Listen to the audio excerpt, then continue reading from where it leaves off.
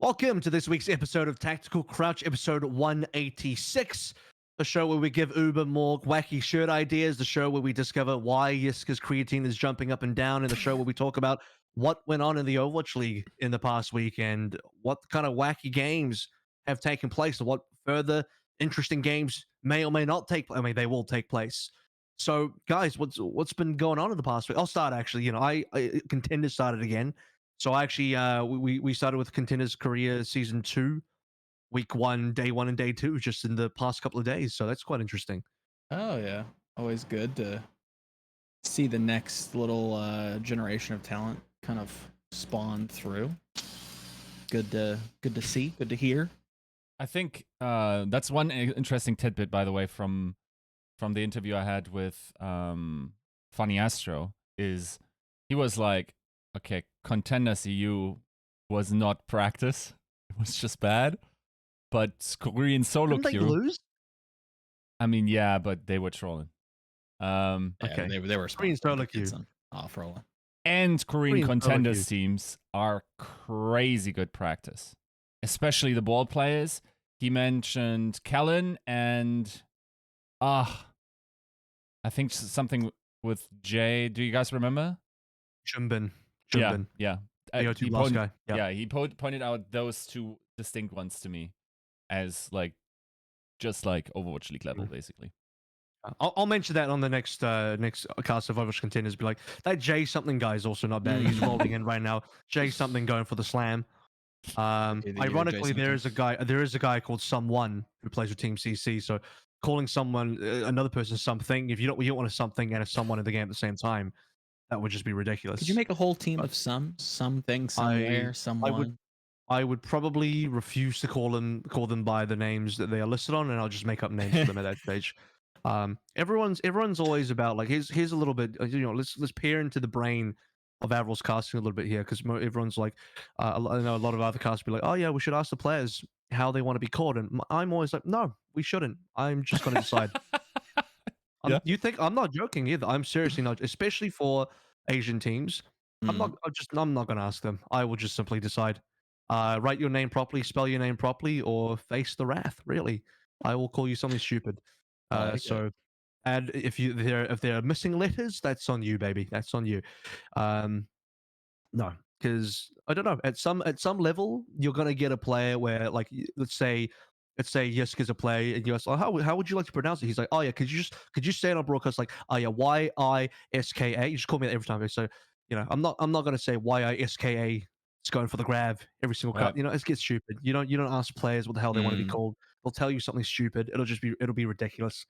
Like, Funny Astro's got a long S. I'm not saying if you NNYASTRO every single time I want to talk about this guy. It's just not going to happen. So it's actually pronounced Ro. Exactly.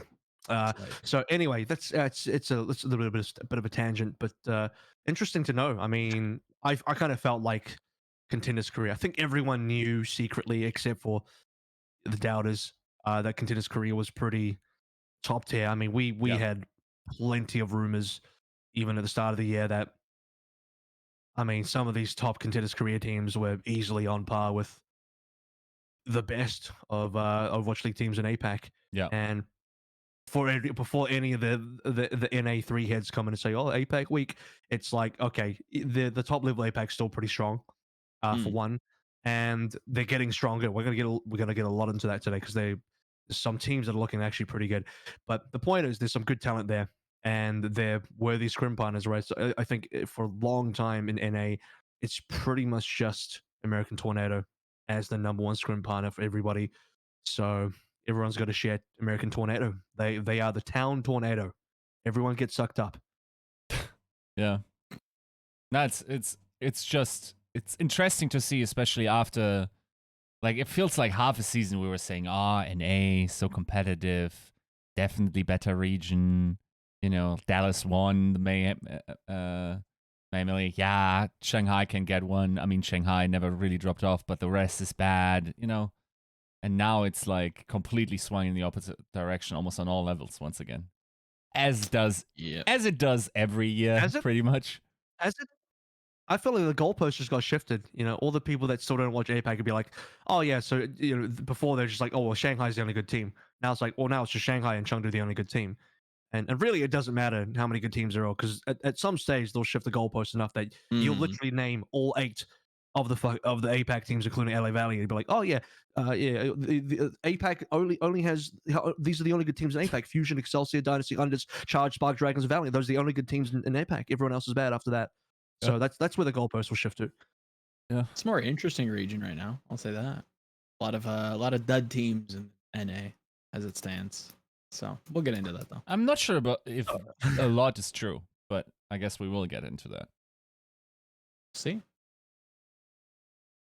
No, but like Valiant is pretty bad. So I think even then, True, we'll say you'll list 7 teams of like everyone in APAC is bad except for Fusion, Excelsior, Dynasty, Hunters, Charge, Spark, and Dragons, but everyone else is bad. Yeah, so I mean, that's probably a little bit more accurate. We agree that Valiant is the worst team in the Overwatch League, right? I think so. Yeah, I think so. yeah. You can't. That being said, I'm not gonna lie. I don't think I've watched a single Vancouver game like fully this season. I think I get a map deep and realize it's a waste of my time. Unfortunately, I'm more required to watch the Valiant games, mostly because I've casted 50% of the damn matches by now. So I don't really have a choice in that matter. I'm forced to sit through them, whether I like it or not. So you thought I'm a bit of a Valiant expert. You thought that you escaped tier 2 casting, and you instead get tier 3 casting.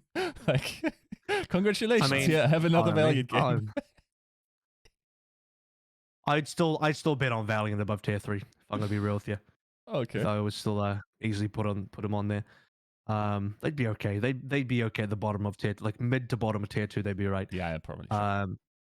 But yeah, I mean, cool. Good shout from Funny Astro. His team doing much better now. Glad to see that. It's some real Doomer kind of vibes looking at Fusion for a while. I don't want to get baited into talking about APAC too early, because you usually start the show with some NA talk to satiate the fans before you get into the real juicy stuff. Anything else interesting happening to you guys this week? Yiska, you had some good interviews. Joe, I don't know if you had anything come up. Nothing crazy. Just kind of enjoying the games and yeah.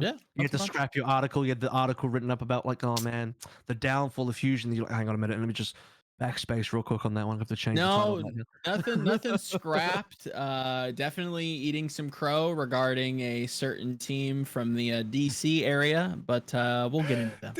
It's back-to-back weeks, by the way. At this point, Errol, like the week before, he wrote like how Philadelphia Fusion, or 2 weeks before, how Philadelphia Fusion is going to literally a win. month ago, bro. Okay, it must have been. Yeah, it was right. Going into summer. Yeah, I think into summer. He was like, Philadelphia Fusion will win summer.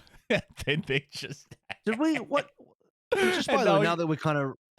And now he said Washington is going to win. I didn't say Washington was going to win. I thought they were going to do well. I don't know if you've noticed this trend to backpedal. You know, with how bold we're getting, because it's just you're backpedaling, but you're not at the speed that it's required to pedal. Agreed. The problem is like, and let's get into the topic of like recapping some of our takes from last week, because I feel like we all got burned just a little bit. Did anyone get burned? Did Yiska get burned on something? Not too much. Even though you tried really hard on Twitter to get the burn in. Because Paris won against Dallas. I got you on one. I got you on that one. Don't try. Now you're backpedaling. No. My point was always that it is more likely for them to go 0-4 than for them to qualify by going 4-0 and also getting a point at Countdown Cup, therefore qualifying directly for playoffs. Yeah, but all I hear when you say that is you just hate Paris Eternal and all French people. So I think AVRL wins. All I was going on was, I know Yiska went for Dallas, I went for Paris. Yeah. And I decided, you know what? This is where I'm going to cash in. It was just so slightly. You made me look like an idiot in front of Paris, who like, you guys know I'm a sucker for underdog stories where smaller people do a lot with those resources. Like, the Paris Eternals stroke the same scratch that I had with the Valiant and Packing before, right? Yeah. Like, those are the teams I'm a fan of mostly because, like, once again, team probably the lowest or second lowest resources in the Overwatch League, currently punching up big time. And Mhm. it's not like I hate them. I'm just not so much in love with them that I think they can go 4-0 and go to Hawaii, where they would probably have to pay now on you're putting speed words in chess, my mouth now. speed chess at 350 Okay. MS, and Did I say also that? beat a team there. I said they could get 4-0. I didn't say I was like madly in love with this team. Okay. No, but I don't there's a strong, because of the I implications. don't know that there is a team that I am madly in love with in the entire league, actually. Really? Except for obviously these guys behind me right now. But that's a different story. We'll get into in a second. Um, obviously the team I'm madly in love with is Dallas. Everyone knows that. Let's. I want to dive into the first matchup. So we're gonna start the show proper now. Here we go. Episode 186, brought to you by Battle Crab, Refined Bean, Bronze Bar Buhal, Chare, Chris R34444, Hunter Tane, Kasha67, Lolshin, Rick Zane, Wilma D, Yiska's All Percentage Shower Gel, Your Misery, Fraudino, and also our Tier 3 members on YouTube, Fire Limit 6 and Quiznos. Week 1 of Countdown Cup has now concluded, and across the two regions, I knew we had some very different regions here, but APAC decided they were going to have some clean sweeps, 2-0s across the board, 0-2s across the board, and NA was like, no, we ain't doing that. We're gonna go in the full circle here, and everyone's gonna beat somebody and lose to somebody else, unless your name is obviously the Atlanta Rain, where you just go 2-0, or you are the Washington Justice, where okay, we kind of already teased a little bit. It's been a pretty rough ride so far, but we'll start with the headline game. One of the headline games, I would say, it's one of the more sleeper headline games in the sense that I think a lot of people might not have realized this was going to be a headline game, but it was something that we previewed last week as well, where I was actually saying, not just thinking, but thinking aloud that hey, I think Paris can probably win this game, and if Paris beat Dallas, they can go 4-0 this stage, which is why after Paris beat Dallas, I was like, holy crap, I think they're going to go 4-0 now because every other game was going to be easier than that. And so they did beat Dallas. It was a pretty tough game. And I'll even say, despite the scoreline being a 3-2, actually watching this, I believe Blizzard World probably it was nearly a Paris win as well. But they had a couple, I'm trying to remember exactly where they had mistakes, but there was two maps in here. And one of them was Blizzard World, where the other one would have to be Anubis because they lost that. So I think both Blizzard World and Anubis had several moments where Paris actually had it locked down. Then they kind of choked, which maybe sounds like a harsh word to use, but they had a super winning position that they ended up giving away. So there's a world where they could have won even harder. Naga's Pharah made a big difference here. And by the way, look, this is where I'll admit I was definitely and maybe had a bit of a misread. I thought maybe Pharah wouldn't get that much game time, but several teams are playing a lot more Pharah than I thought. That being said, there are more than a few teams that have just not played Pharah at all. So I don't think we're into a Pharah meta. I just think it's a. I've moved from this pick of a hero being maybe not like valuable at all to it has its uses. It's pretty niche, but it has definite times when you maybe want to go towards the Pharah. I still don't think it's like it's not anywhere close to a 100% pick. We are in a Pharah meta. You must play Pharah or you will lose. Definitely quite far away from that, but still being used a lot more than I thought. And Naga piloted that thing really well. Yeah, I thought he was phenomenal. I quite liked him on Sombra as well. I thought he had a standout game and was one of the big reasons why they ended up kind of beating Dallas. But to the Pharah topic, I think it was how Paris kind of used Pharah, how quick they were playing. Right, we kind of think of Pharah as this slow poke oriented hero, kind of building up and chipping away at these big death ball compositions. But the way that teams like the Shanghai Dragons, like Paris Eternal, are using Pharah as much as in the same way that maybe Jinmu on the Chengdu Hunters and that team in general tends to run this character. It's super fast. It's always kind of pushing forward, being super aggressive, going for these directs. And Naga, not only was he winning like the air-to-air battles most of the time against Sparkle, but consistently finding picks, consistently finding value. Definitely had me raising an eyebrow to that Pharah meta question, like, is this going to be a pick that we consistently see moving forward? And the way that they were playing it, yeah, it was definitely selling me on the possibility of a Pharah meta moving forward. I don't think that's the case, obviously, with the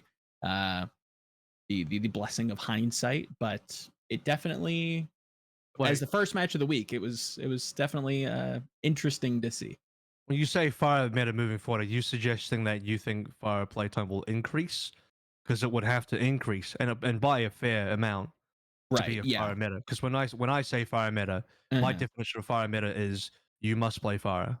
Yeah, Is that I also don't your I don't definition? think it's going to be a Pharah meta, but because this was the first game of the week for NA, it was like, oh, is this, it kind of really made the question less of like a meme and more of like an actual like, oh, like if Paris is running this successfully with this style, do we see more teams do this? Obviously we didn't.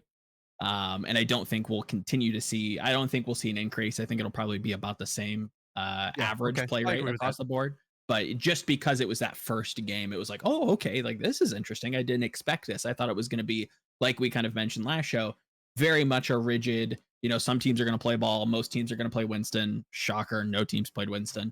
And maybe some, cheese or Rissa Torb picks. But yeah, Pharah was not the play I was expecting, let's say. Okay, so I I I piqued my ears when you mentioned your definition of a meta, because you said Okay. like if it's and Avril said that, right? Like if Yeah. it's a Pharah meta, then Pharah would have to be played every single map. So whose meta is it right now anyway? Diva? That's it, right? But Diva is never meta defying. It's a brig meta. No, I Don't tell don't. Houston that. I'm not saying 100% play rate. I think that's Yeah. let's not mishear that either. Right. I think it is the defining hero of the meta. Let's say it that. Would that be Okay. accurate? It's the defining hero of the meta.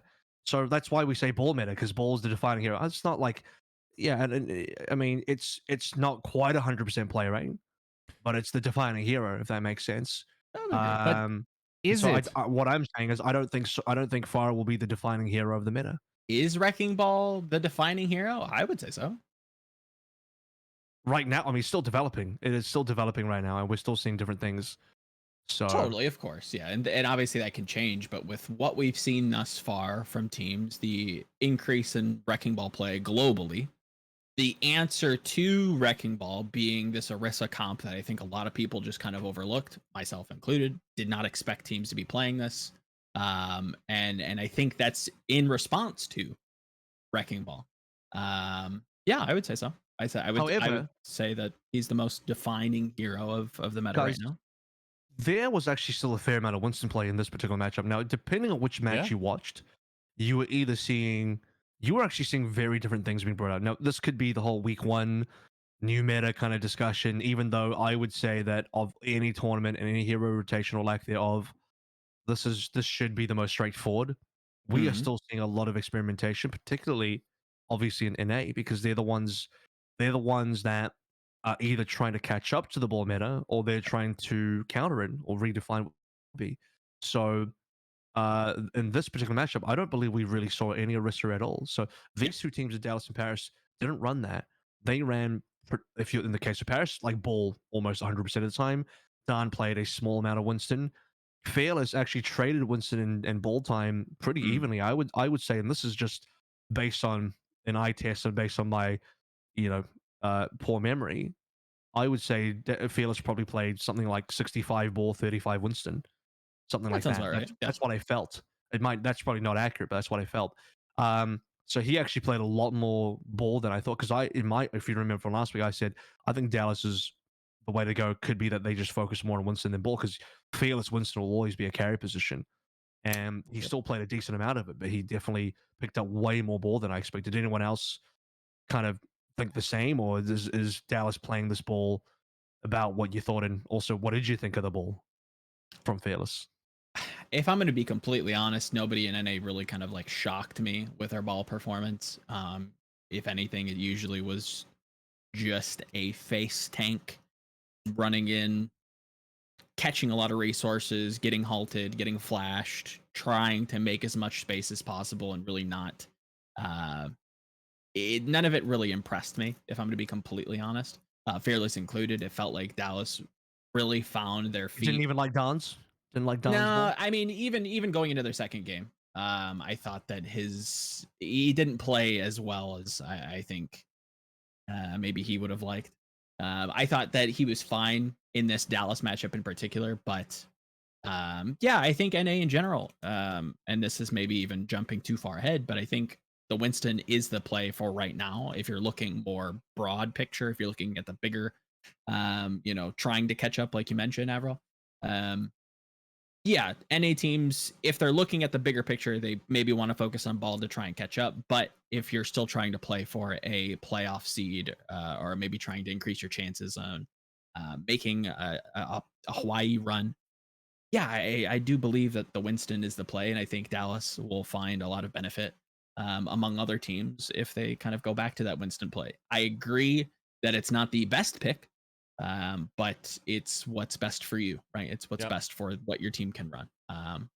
So yeah, it's kind of where I sit with that for the most part. Just NA in general. Asia's a different story. I almost feel like ball is a big bait for, I would say, almost the vast majority of teams. Mm-hmm. Because, okay, there's different paths. And again, I don't want to go too much into the specifics of APAC, but like, if you look at who has success with ball and who doesn't, right? Like, for instance, Atlanta won soundly without playing it much. NYXL got their victory, by the way, against the A roster of Shanghai Dragons, not playing that much ball, but mostly Winston, in as far as I remember. Yep. Like, I remember talking to Kalios, and I don't want to misquote him, but basically, like, what I took away from this is like, it's really hard to catch up. Like, this hero, not just from an individual perspective, but just also from a team perspective, understanding how to play around him is very hard, and it might be too late to catch up, is my interpretation of that. So No, that's what I thought. That's what I've been saying for weeks. But yeah, but the thing is, like, okay, and I guess we should probably talk more towards the APAC discussion about this, but do you think you can win without ball in playoffs? Dude, it's too hard to tell it's a because good I haven't question. seen Chengdu yet, and I haven't seen a Shanghai that doesn't look like current Shanghai. Oh no, that's a lie. I have. It's called Shanghai Summer Showdown. But the problem is that's not what we're seeing right now. I don't want to get into an APAC discussion yet because we're still on topic Right. NA, and we don't want to do this thing where we're getting quite off topic, guys, because now we're skipping things. We're just gonna go straight to APAC here. Yep. No, I think to bring it back to NA a little bit, I've been saying for like 2 weeks now, maybe even longer than that, that I think it's got to be too late for some teams to try and catch up. Like, if you're starting now, it's too late. You're going up against people that have potentially been playing ball the whole year, maybe longer than that. Where it's not just the individual mechanics of the player playing that hero, which is, I think, a lot of players would agree is the most mechanically challenging main tank to play.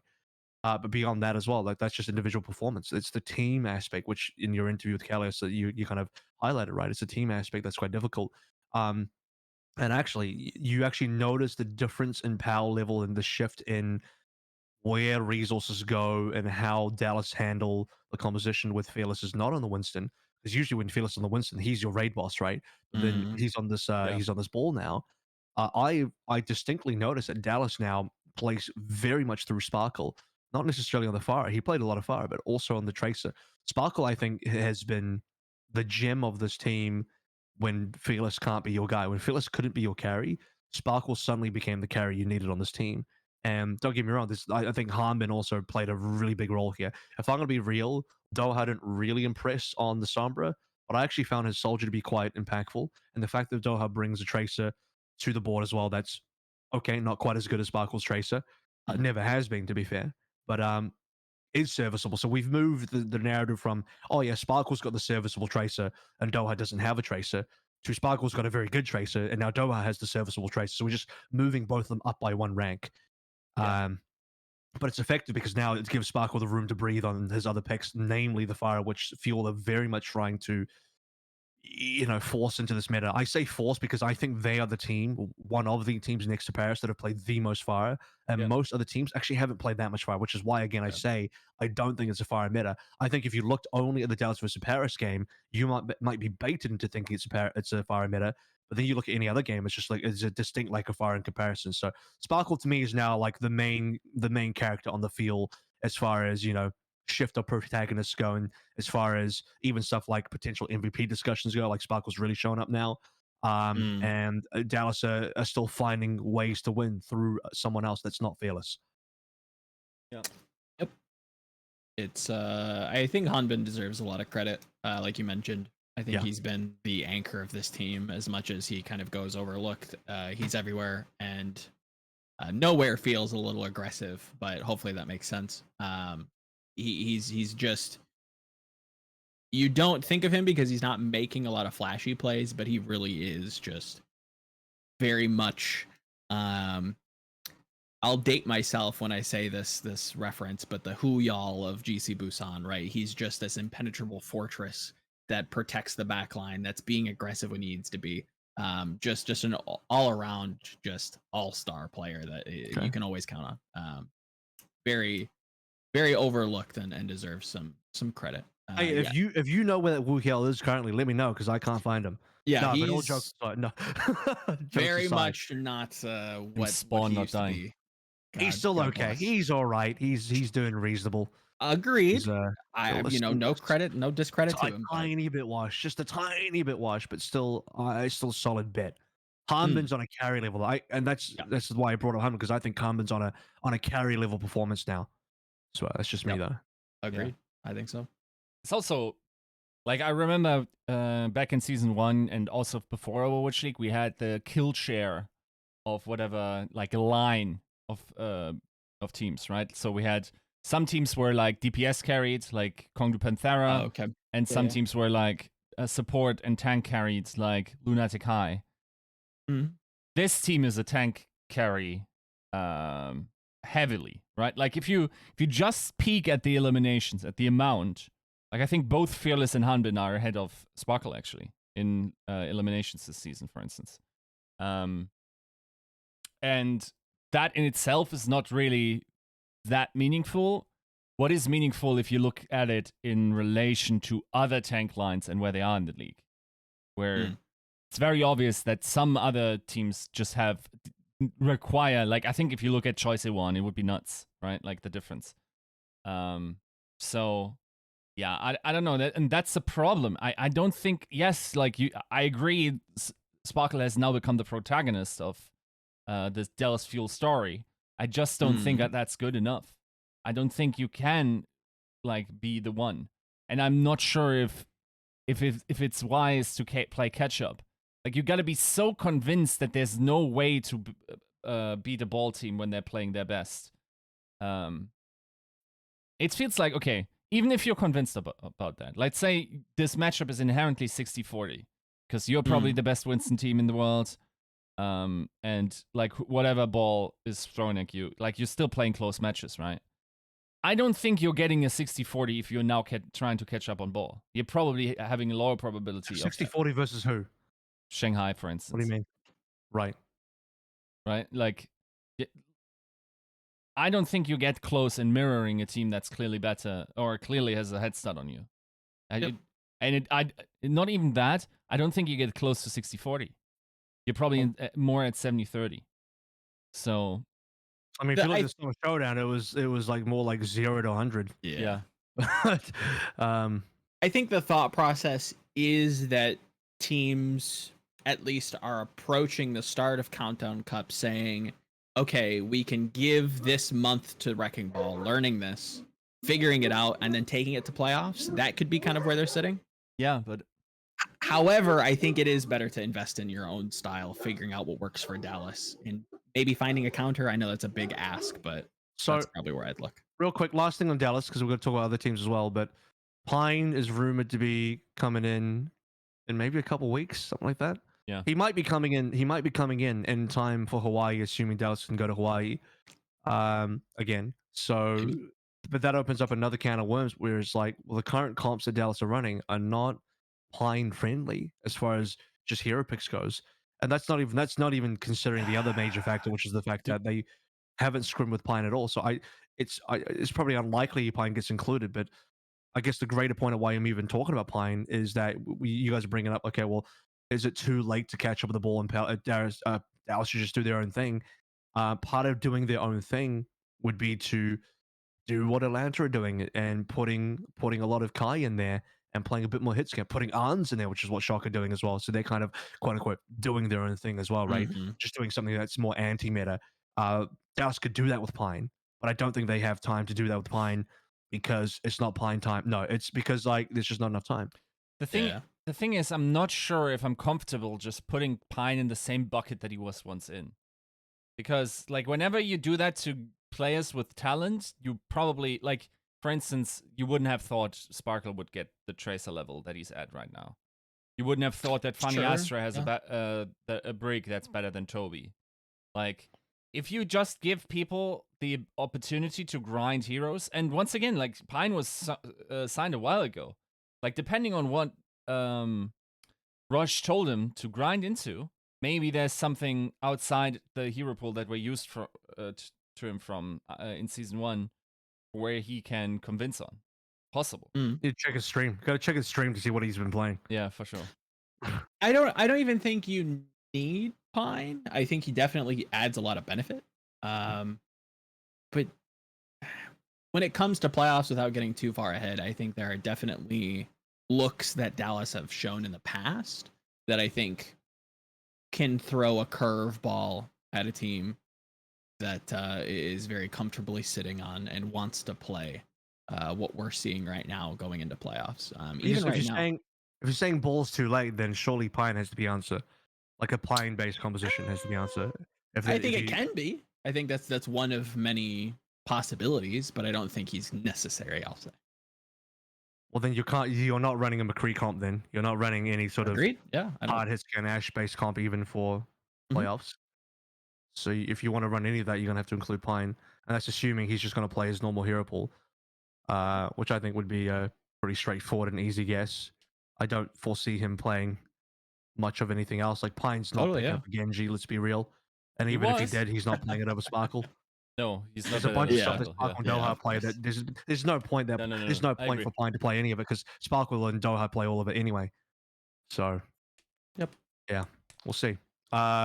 Moving on though, Paris was the other side of this, so we'll might as well include Paris and Boston into the same conversation because they played against each other. We might bring that match into light as well. So, a lot of what I enjoyed about Paris versus Dallas Fuel, I feel like the 1 day break, the 24-hour difference between that and then Boston's game was Boston, and this was what I'm about to say is reflected in Punk's post-match interview after he received play of the match, is they looked at the Paris gameplay, realized how far intensive it was, and Punk stepped up and said, I'm going to shut this guy down, and he did. He completely just, you know, manned up and went for this 1v1 or even 1v2 because there's a Mercy there as well versus Naga, and straight up controlled them. And I think the Paris game plan of, you know, hard pocket Naga is this is the main damage dealer. He's the win condition. That got shut down pretty much by Punk solo. And then everyone else played the game they were meant to be playing, and Boston, you know, I think deservedly so, ended up having a play of the match given to Punk for his performance versus Naga. Yeah, that was kind of the overarching narrative that I took away from it, was Paris leaned much too heavily on Naga's Pharah. While it did work versus Dallas, it seemed after maybe map 2, I think maybe it was King's Row if memory serves, it was very obvious that Punk was not only marking Naga's Pharah, but doing extremely good job at really shutting them down. But they seemed to only double down onto it, which was a little confusing.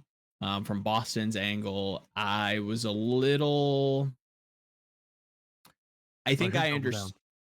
Paris doubled down on their leaning on Pharah. They never really seemed to swap off of it. They didn't feel like they had other looks to show. After it was like very much established that Punk was just, you know, walling their big hero out and not really letting him kind of shoot the ball, if that makes sense. They never really adapted to that. They just kind of kept trying to force the Pharah. It didn't seem to really land at all. However, from Boston's point of view, which kind of had me perturbed and a little bit perplexed, was the support line they ran. with the Orisa, which kind of bothered me. So I think it was on Rialto. I have it up here specifically, kind of early on their attack. They're running Orisa Diva, Soldier Sombra, Zen Brig. So it's just like this really slow composition, very low healing, and it's just kind of getting pelted. They end up doing well on this map, but it really felt like it could have been a little bit easier with a BAP. And it's not like Minbong's Baptiste is bad. Yeah, I think there's a little bit more refining that Boston can do. Good. Can I tell you what I think this is? Okay. Because you're not wrong. It is weird. It is weird because the only thing that's wrong with this composition is that Orisa exists. If it wasn't for the fact that Stan was playing Orisa and he was playing like a Bull or even a Winston, Sure. it would be a different conversation. You'd be like, oh yeah, this is just a normal meta comp. It's just a normal dive comp. It's got all your normal bits and pieces on there. And it seems like to me it was more of a Boston defensive kind of strategy. And you'll notice that Stan one does change off it as well as the map progresses. It seems like more of like an A-point defense strategy specifically more than anything else. I think they ran a little bit of on offense as well. You have to remember as well, Rialto is a good, generally speaking, good map for Orisa historically. I think the bigger point for me was that they were running Valentine and Color Hex, who got a lot of playtime actually. Soldier was their main pick, and that's actually maybe something they took away. I'm not going to say they took it away from Dallas, but like Dallas showed it in the first matchup versus Paris when Sparkle played a bit of that. Doha played a bit of that. Actually, I don't think Sparkle. I think Doha played it. But anyway, the point is, Soldier gameplay I think was the other defining factor of Boston. And if we want to talk about compositionally, I would say the one key pick for Boston actually was the Soldier because the Orisa is like, okay, well, Orisa's kind of meta in some ways because I expected Orisa to see some gameplay, but the Soldier was really where they were going, and I can see where if you want a hard counter Naga, Discord him, have the Soldier pelt the guy back, and then have Punk fly at him, then Naga is like double dead. Like extra useless. Yeah. Soldier in general kind of caught me off guard. I think it makes sense. I know a lot of people are like, oh, Soldier, bad pick. It does have merit, especially with a lot of the meta supports that are being run. It does very well into Pharah, as we've seen. But not only that, but it does output a lot of consistent damage, which can abuse a lot of teams that are running like this Wrecking Ball, Zen, Brig kind of trio. You saw that, I believe, in the Glad's Washington game earlier on in the week. But yeah, no shields. Soldier's just doing real damage with every shot. It's crazy. Yeah, and you just have to try to get him to move around as much as possible, and that causes your Wrecking Ball to actually have to target somebody instead of just kind of like displacing anybody that he can kind of get his hands onto. It also gives a little bit more to kind of manage, but yeah, it actually is a solid pick, especially with Ash out of the pool. I think he kind of operates in the same area as Ash, but yeah. I'm gonna say I think Khan's performance dipped. Khan versus Dallas was honestly owning. He got player of the match there, deservedly so. His Zen was going absolute sicko mode. Yeah. And his Ana was again very good. Like everything Khan did on that matchup was excellent. But versus Boston, I think we lost a bit of that Khan supremacy. I think legitimately, it's gone for me. I think that's got to be it because, like, okay, I haven't watched the match, but just statistically, right? You guys talked about how Punk got player of the match for shutting down Naga. Yeah. Naga deadlifted 2 maps. Yeah. That they lost, to be fair. Oh, really? Yeah. Yeah. I mean, I think it's one of those things where, like, even though he was getting like very little value, I think that was like their way in, and he still got less value than he did versus Dallas. I mean, you have to look at this contextually because, like, okay, this is hyperbolic. Bear with me, buckle up, because this is gonna sound really stupid, but it's gonna be true. Sure. Technically speaking, if your team has a total of 4 final blows and your fire has 2 of them, that's a deadlift. Yes. Yeah. But then contextually, your team got no kills, did they? I'm not saying that's what happened again. I'm being hyperbolic about it. I'm just giving a really stupid example for the sake of it. But my point is like I expect Pharahs to be getting a lot of final blows in this meta. I expect Especially the way that Paris is playing. if your team composition is like what are the damage dealers even? You're like running Tracer Fire or Just Sombra Tracer, Fire, maybe Soldier Fire, and yeah, okay, Tracer can definitely do some stuff. But Fire is the guy that's receiving most of the work. And by the way, you're not running Zen. If you're running Fire, you're running Ana because Ana is dumping nanos into your Pharah 100% of the time.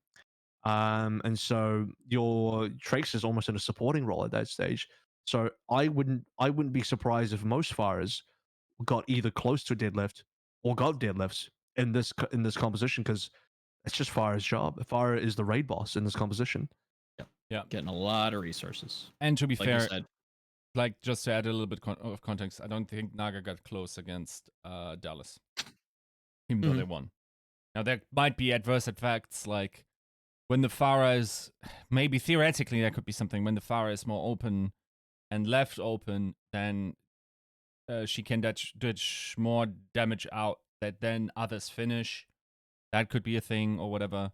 I think generally speaking, I can tell you what it is. it also makes sense for me if you say like Khan wasn't performing to the level that he was against Dallas. Yeah, Khan was a big difference. I don't have the stats in front of me. On eye test, Khan versus Dallas got a lot of final blows. He was nailing first picks, 5 balls, every shot. He was getting frags. He was showing up on the kill feed big time. Versus Boston, didn't happen. Very much on trying to get Naga back into the game, dumping resources back into him with the Ana, not necessarily playing as much as Zen to find those picks, right? Kind of goes back to them just forcing this Naga pick over and over, trying to get him into this game with us far, and it just wasn't there. Didn't adapt, and that was the kind of big downside for me with Paris. Let's squeeze through from. We're gonna go down this list from Boston into the next team. San Francisco also played, and they had a loss to Dallas. Then they picked up the win versus Boston. So I hilariously had a bit of a journey myself where I'm like, oh yeah, 4-0 Paris, and then I swapped to, oh yeah, 4-0 Boston. And now I'm like, oh yeah, 4-0 no, not actually San Francisco. I don't know where I am actually. Actually, look at the team behind me, maybe for a bit of a clue. But yeah, I don't know. It's like I was starting to back Boston because I'm like, dude, Boston just beat Paris, who beat Dallas. So Boston's like the best team now. And also Boston's schedule is like mad easy. If they can get past San Francisco, Boston can get a 4-0. Like I could see how it works. Like I worked it out in my mind. I gave them a big shout out. I said I would buy a custom Avast jersey, Boston Avast jersey, if they got the 4-0. I'm still kind of keen on that jersey, even though they didn't. But like, you know, it's chill. I'll wait. It's fine. So San Francisco, one of the teams, as mentioned, that are really trying to play. They play some meta, but I think they've spent more time playing almost counter meta. And what I mean by counter meta is they are trying not to do the typical Tracer, Sombra, Pharah, or Tracer, Sombra, yeah, those 3 DPS, any combination of and Ball, etc. They're trying to do even stuff like Rhine. Like they brought out a Rhine, and I'm like, what? They're bringing out a lot of hit scan because Arns is starting again, as you'd expect. And Arns is playing a lot of McCree. He played a bit of Widowmaker on maps like Rialto. But McCree was, I think, Arns' main answer and the main thing. That tall Barissa composition I mentioned last week, by the way, did get a lot of playtime. And Shock were one of the teams that did bring that out.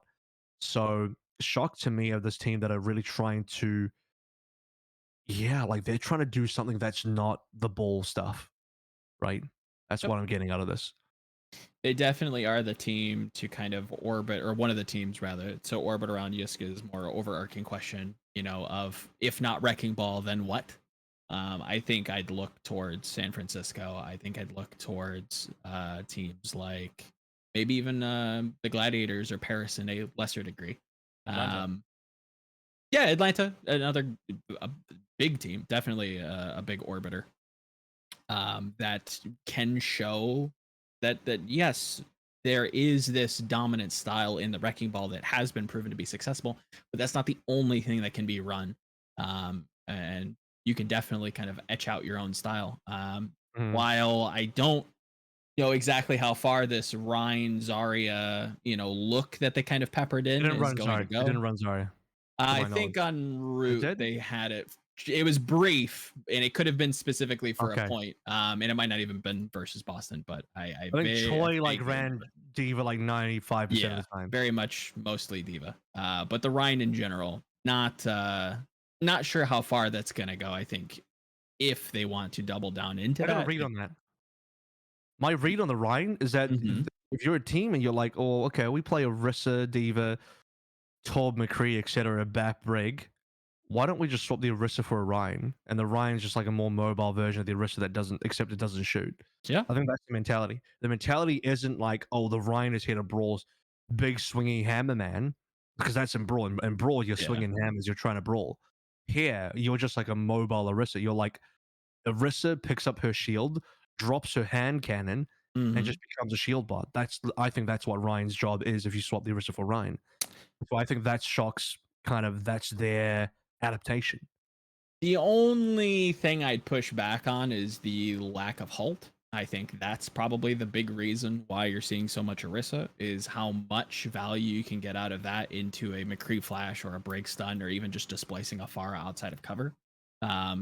Putting that on a wrecking ball that's kind of rolling through your team immediately kind of puts a stop to him, halts him, and really does a lot that just Ryan doesn't give you. I'm not sold on the Halt. I don't think there's any major combos with the Halt. I mean, you say like flashbang, but what is the range on that? Like nothing. Shield bash, even shorter range. I think what it's really there for, like again, my read is that it's just a little bit more mobile because Orisa forces you to bunker up. Oh, The agreed. Rhine Yeah, means- 100%. Rhine means Rhine you walk is forward. And guess what? You can still make a right click. You can still do tall right clicks. You can still actually do like a shitty version of a brawl. Not quite. You're not quite brawling, but you're a little bit more mobile. You instead of it being a bunker, you're like a bunker on wheels now. Yeah. It's kind of what it looks like. So that's what I see out of it. And so I can see the potential. I'm not sure I love it, but I see the potential. I think if you want to see the Rhine succeed, I think it's great into the bunker, right? Into Orisa comps. I think that's where like something Rhine based is going to thrive. But I think it needs a little bit more support out of like another DPS pick that is going to kind of allow Rhine to be a little bit more brawly. I don't know if that's leaning more onto Hangzhou to kind of win the shield war so that you really can take a lot of space, force the enemy team into playing the corner, kind of taking cover, waiting for their shield to recharge. Or, and I'm kind of spitballing here, but something shotgun oriented, maybe. Maybe adding in the Zarya permanently to really give the Rhine some space. But yeah, I think Rhine into ball No. is You want to play Zara, you are inviting yourself to getting owned by a Pharah or Agreed. Sombra. So I don't think that part. But other than that, the other thing I read from Shock is that because they're playing Arns, did they play Glister at all? I don't think they did. I think they played Arns That's my 100% of the memory. time, right? So because they don't have Glister, and Arns played a little bit of Tracer, was anyone inspired by that? I'm not particularly sure. I think they did play Glister. They played Glister for I think like a map. Yeah. Did they? Memory serves. I It was think so. very, very little time, I'll say. Okay, but basically, in the positions where you would normally, for example, run a Tracer with your Pharah, because Nero went Pharah.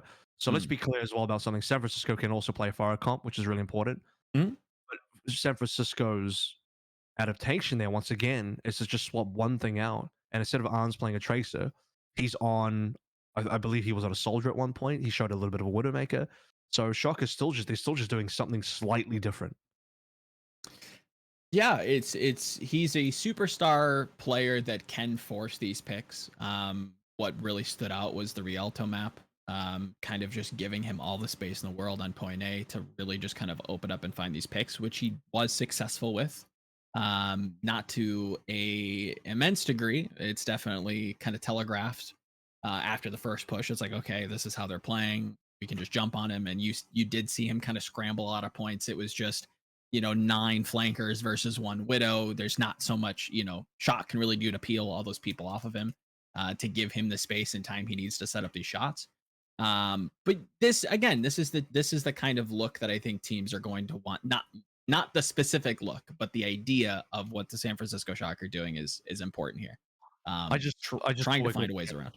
I just saw where Glister came in. There was that map 5 that everyone complained about. So yeah, Yiska, he did play one map. And by the way, this is by the way that map where Jexa on Mercy got like 4 kills or something. Yeah. And I remember everyone was like, "Oh, why would you bring Glister in? Why would you bring some guy that's cold and not warmed up and under a lot of pressure just to play one map? Why wouldn't you just keep Arns in? Why play Glister?" Right? That's what everyone said. And my response to that, I remember at the time when fans were saying that, my response to them was, "Look, ask Arns why he didn't want to play map 5, because I guarantee you they probably would have wanted to play Arns, but my speculation is that, and we can get into the whole thing on social media as well, recently about Arns, because it might be relevant. But that aside, let's, even not considering that for a second, I think your tracer player on this team was definitely Glister. And I think even a team like San Francisco know it's like, okay, well, we can try and do the role swap and put Arns on a soldier instead of a tracer here, which would be less useful. Or maybe we just get Glister in to play tracer on a map that tracer is really relevant in. So, I mean, that makes total sense to me. And then also on top of that, Glister can bring on the McCree for their Torb composition they want to run. So all the people that are freaking out, like, why put a Glister in? Like, actually, it makes 100% sense. It makes a lot of sense why Glister was in. I think if Arns was more comfortable in the Tracer, he would have stayed and Glister wouldn't have come in. I think it was predominantly for the Tracer difference that Glister was believed to be able to bring, but obviously then San Francisco didn't quite get there. Yep, I agree. A lot of similar hero pools, or a lot of similar heroes in their pool. Not to get super confusing. And yeah, I think Glister is very much more tracer leaning than hit scan, but can also still bring a very competent hit scan to the table. Whereas Ons is very much more hit scan dominant than he is tracer, if any. So yeah, I think the pick was to pepper in a lot more tracer, play less of the bunker kind of toward McCree, like you said. And yeah, it was a strategic decision. I don't think it was like some sort of last minute thing. Yeah. But Final thoughts here, Yiska. Shock still have Vancouver, Toronto, which probably should be a 2-0. That means Shock go 3-1, which means they're gonna be in the knockout. Yeah. I mean, I feel like this stage is so open because there's very obviously some stuff going on that has to do with fatigue and fatigue management of teams. Where, I mean, it's also like, does the Shock want to go to Hawaii? Do they care? Like, this team obviously cares about the 3-peat. That's it, right? Of course. Do they not want the 3rd seed though? Can they get to the 3rd seed without going to Hawaii? Yeah, Maybe. I think so. Yeah. How many points are they on? They're on 10 points. Assuming they win 2 more, they're on 12 points. They need to. But here's the thing: Atlanta can be in 12 points as well. Yep. And then what about Houston? Houston, can they be on 12 points? They have Glads. Who knows? Could be a 50-50. And they have Mayhem, which they're probably expected to win. So I think Houston probably get 1 more point minimum. Yeah. But depending on what happens let's say Shock miss out of Hawaii and Houston, Raingo, and Dallas miss out as well. I mean, that's really bad news for Shock. Shock basically need to stay ahead of one of Outlaws or Rain. Yeah. Or maybe a Glads that catches up, right? Yeah. I mean, I think you can feel pretty good about either Outlaws or Gladiators not going to Hawaii at the moment. But yeah, I don't know if you want to start calculating that stuff out and whatnot. Gladiators go 1-1. Basically, what I'm saying is, like, I don't know that Shock can just be like, no, we don't want to go to Hawaii. Because I feel like they're not 100% safe. I feel like they should feel reasonably safe because they're the next team behind Dallas, but then also equal on 10 points with Houston, Atlanta. So they would need to make sure they're top 3. Yeah. Yeah. Any chance the Arns thing happening at the moment has impact? I mean, it probably will, but I don't know. I don't want to speculate because I don't know. I don't want to try and read into and read between the lines if there are no lines to read between. I know there's been some concern over Arns's mental health so far, and and he mentioned last year as well when he left, he was not happy. He was not in a good mental place. Yeah. So you just got Arns back, and now Arns might need a bit of time. I'm not saying he'll leave the team, but he might need a bit of time. that means Glissa's got to step up. So who knows? Yep. I don't think that Glister should be a gigantic deficiency. I guess my big concern is, does this kind of hamper any kind of like stylistic, big picture stylistic choice that they wanted to make? Maybe looking at playoffs where, if they want to maybe drift towards something a little bit slower, kind of adding that more into their arsenal than playing, whether it be Wrecking Ball or Winston, anything super mobile. Kind of at least giving themselves another look to throw at a team with something a little slower and having ons be the centerpiece to that. I think that could be a little worrying that you won't have that piece to kind of practice with. But outside of that, I don't think it'll be too big of a concern. Definitely maybe dropping some maps if he isn't there, but yeah, not games. Let's get into moving right along here. Houston versus Reign, so we can knock both of these out of the park at the same time here. Beyond that as well, Houston also played. Who else they play? They played Washington. So we'll probably go into Washington next after this. And Atlanta also played Gladiators, so maybe there's a chance to talk about Glads in a second also. Actually, Glads and Washington played each other, so that'll be a good transition. So after this, we can go into that.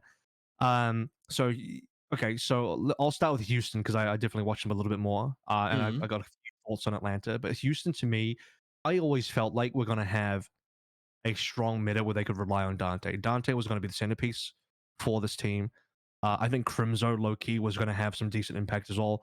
Good relevant heroes for him. Django apparently had a ball that was waiting in the ranks to be played, which is also always going to be a boon for a team. We've talked plenty about like, oh, can you catch up on ball? Well, Django apparently was ahead of the curve in terms of already having a ball, so that's always something that Houston could always rely on. My more considerable worries were, I don't know if this is a great meta for Happy. Happy's predominant heroes have been Sombra, Soldier, and Hangzhou, I believe, in this current meta. Then they've had Jake come in for Brig and also Bap. So I think Juby's been completely benched, as far as I can tell, in favor of Jake.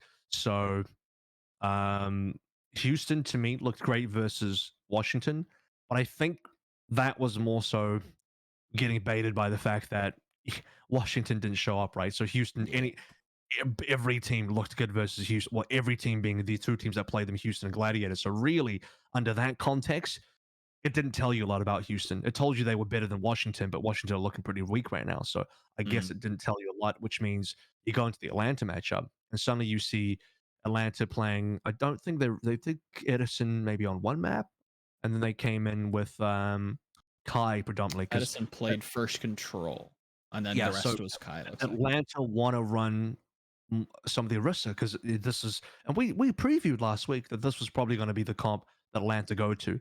And true to my word, I did actually speak to Hunter, and I was like, "What do you think of this comp?" And he's like, "Yeah, this is pretty good. It's map dependent, but it is pretty good." And here it is, and they showed it up, and bam, 3-0 versus Houston. Yeah, Houston's a little bizarre. Listening to the inertia, I think my biggest criticism was looking at the support line and how much value Pelican was able to get. Hearing the rationale with the Zen Baptiste support line that they ran predominantly, not full time, but predominantly through this match. It does make sense. Brig, doesn't have a ton of targets to really trigger Inspire off of. So they're trying to min-max that out. I almost would rather something be there. I don't know if it's worth putting. It's not like Jake has a bad, Brig. That's definitely not the case. And I'm kind of glad to see him playing. If he is going to be this like very active player coach personality, I think that's great for this team. I almost go ahead. Are we talking about why Jake is running a BAP in this ball comp? Is that kind of what the not why, but what I'd rather see, maybe specifically kind of talking about Happy. Okay. I kind of would rather see some protection there, so maybe even putting him on McCree, not only to give him a little bit more comfort, not his most signature hero, but something that he's a little bit more comfortable on, giving the support line a little bit more protection against something like a Pelican, something like a Sparkle moving forward. When we look at who else Atlanta is going to have to play with in this region. It's not like there's a shortage of tracers that are going to harass this team. Obviously, that's not what Houston's going to run versus those teams. But I think Pelican got a lot of value here, and it felt like they didn't really adapt to that much at all. I'll give you my quick take on this one, and then we'll get Yiska in for his thoughts on either of these two teams. But looking at this comp, so I think the comp. Let me just confirm with you, Joe. The comp we're talking about is Houston ran Tracer, Hangzhou, Ball, Diva, Zen, Bap. That's what we're talking about. Yep. So I see this as being a specific read or specific adaptation where Happy's playing the Hanzo to shield break Gators Orisa, and BAP is being played by Jake, as you said, because you're not going to get a lot of Inspire procs because you'd be running the BAP in a mirror. If you're playing a ball mirror, the BAP makes more sense. Sorry, the Brig makes more sense because of long range healing. Plus, both teams are diving, so you got to get a lot more Inspires, and you want to whip shot the other team's ball. Right. Because there's no ball being played by Rain, Jake's going to move out off a Brig. And because Houston, this is the difficult part because ideally here, if Happy really wants to go Hanzo, I think Django probably needs to go Orisa. But the issue here is I think Outlaws didn't prep that. I think they prepped play dive. And so Django's going to stay on the ball because that's what they're prepped to do. And Dante's going to stay on the Tracer. And then you have two other members, Happy and Jake, who change off one hero each to try and just have a slightly better matchup. That's all it is to me. And it does feel like Houston maybe have to go back in the lab and figure out, are we happy with this counter or do we need to mirror the Orisa or what? But I will say I do like the thought process. I just think, like you said, some tweaks need to be made. I think they're on the right track though. Yiska? I think so. For one, I think what gave Atlanta a big advantage is basically like I think in the mind of other teams, they're playing a short benefit strategy by going with their Orisa comms, the tried and true. I think they are also probably the furthest away from making ball comp work, so it makes sense for them. But that seems to be the reason why they can reap the benefits of teams sort of rebuilding in the last part of the season, where like a lot is decided, not everything. And once again, they're playing for play-ins. I think like for them, it's definitely like the better strategy, but you gotta almost make play-ins as playoffs. So you got one more week where you're safe and sound and can figure something out against top strategies. And once again, like they have, I think it's Florida and Dallas that they're playing against. I don't even mind them playing Dallas. I think that's like if Dallas once again tries to keep rebuilding, and Florida, Florida's Florida. We don't really know what to expect, but should be beatable as well. Then that's a good strategy to avoid play-ins, right? So that in itself gives you the opportunity to then try to figure something out. But once again, like, I don't hate that strategy. It might not be... In the end, maybe we sit here and say, yeah, that was the gamble that didn't pay off because they didn't have the high peak potential against a ball comp that is absolutely necessary to win, for instance, at the highest level. Yiska, I'm going to reference the Hawk tweet here. Right. And maybe this supports your claim. Right. Hawk says, GG's Outlaws 3-0. People call us delusional for not playing dive, but everyone else is delusional thinking they will beat APAC and dive mirror anyway if you are not Dallas, lol. My quick take on that is, I mean, part of me agrees, but part of me is like, if you have that mindset, then I guess you'll never catch up. You better hope you have the right counter. You better hope the counter is good enough.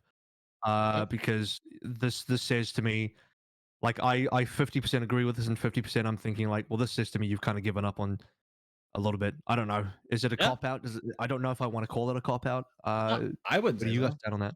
I think this is exactly the mentality that you need if you want to beat APAC, because I tend to agree. Maybe I'm biased in that way. But there is not enough time for NA to catch up. So you really need to commit to not playing it and getting as much time in the lab, experimenting, finding your own style, whatever you want to call it. You need to invest that time now so that when playoffs happen, you can answer this in kind. You can find ways around this. You know how to play against a ball without mirroring it. And I think what Atlanta are doing, yeah, I think it's the commitment that I like here from Hawk.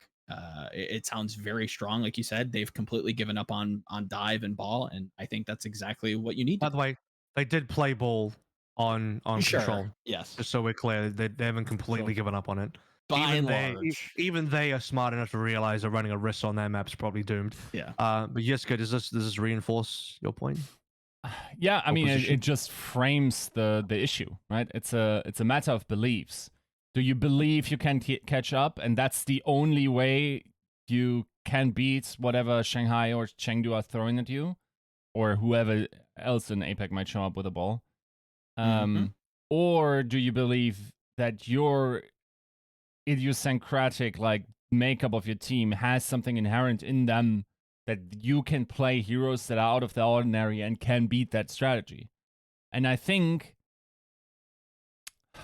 and I guess we will discuss this later, but I think there's some precedent now that ball is beatable with something that isn't ball, even at a high level.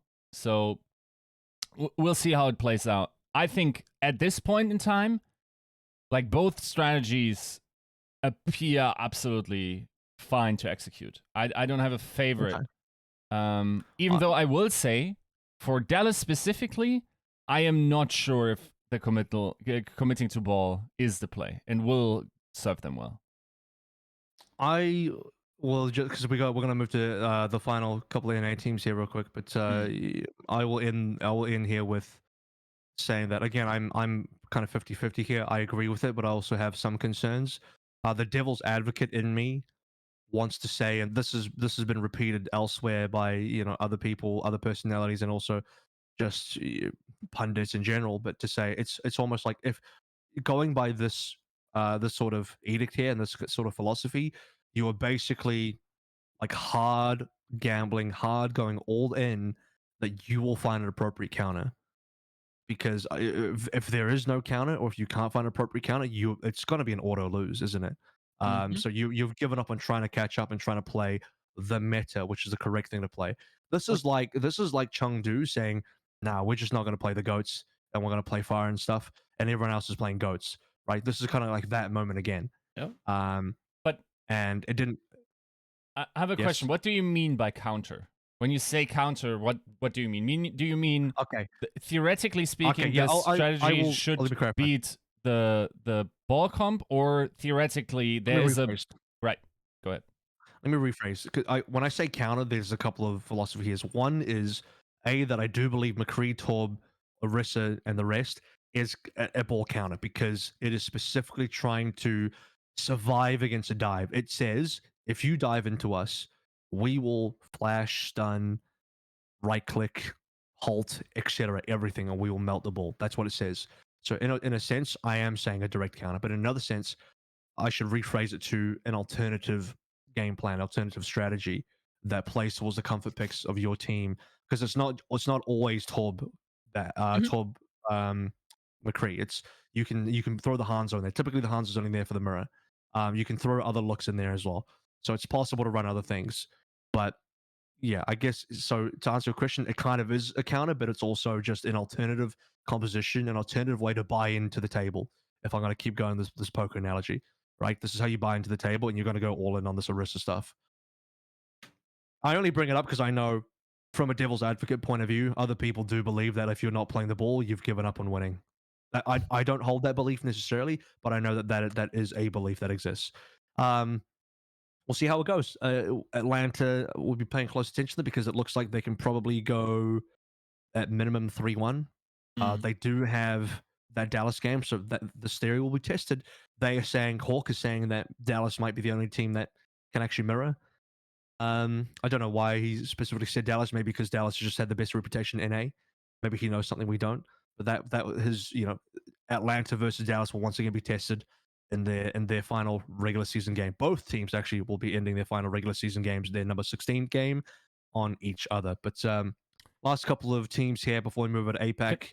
Glads versus Washington. Yes. Really quickly, something about Houston. Like, now thinking about it, like, it's almost, it's really, I think the impact of the Sigma ban is further reaching than even just Count on Cup. And it's to the point where I think Houston probably wants to play play-ins and get a couple of reps in.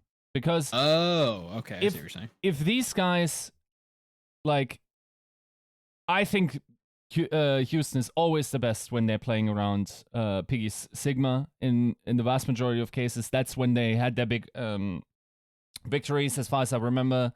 Their perfect stage, I think, was also then. Was it perfect? Yeah. I mean, 4-0. 4-0, yeah. And to just go cold into direct qualification without skipping play-ins by being top 3 might not give them the accurate like checks on their compositions that they might want. And it's honestly a pretty big disadvantage when your idiosyncratic, like when your color, your team color is outright banned in the last stage of the season. I think that's a huge disadvantage. Can I say I don't buy that, because you'd rather just scrim. You'd rather be in the top 3, go straight to Texas and just scrim. Like, why do you need to play play-ins and show your cards and reveal yourself when other teams can do that for you and you can still be scrimming? It's not like you're not playing. It's not like you're literally going on vacation while teams are in the play-ins, are you? I think we are vastly underestimating. I will take, in 90% of the cases, I will take real world reps over hiding strategies. Yeah. And I think across Overwatch League, Overwatch history, it's almost exclusively the case that that's the better option. Hence why, like, more games, like the 4-0 curse was even the thing. In esports history, that's the thing, where, like, very often, like, lower brackets runs, even where you have bracket resets, happen an astronomical amount more so than they should statistically. There's just something about getting extra reps in high pressure situations, and that cannot be simulated in scrims. Double elimination is not about getting more reps. It's about having the experience of losing to the team that you then, in theory, meet again in the grand finals for the second round. And you having played them before and having lost to them, and obviously losing will give you more lessons to be learned than winning.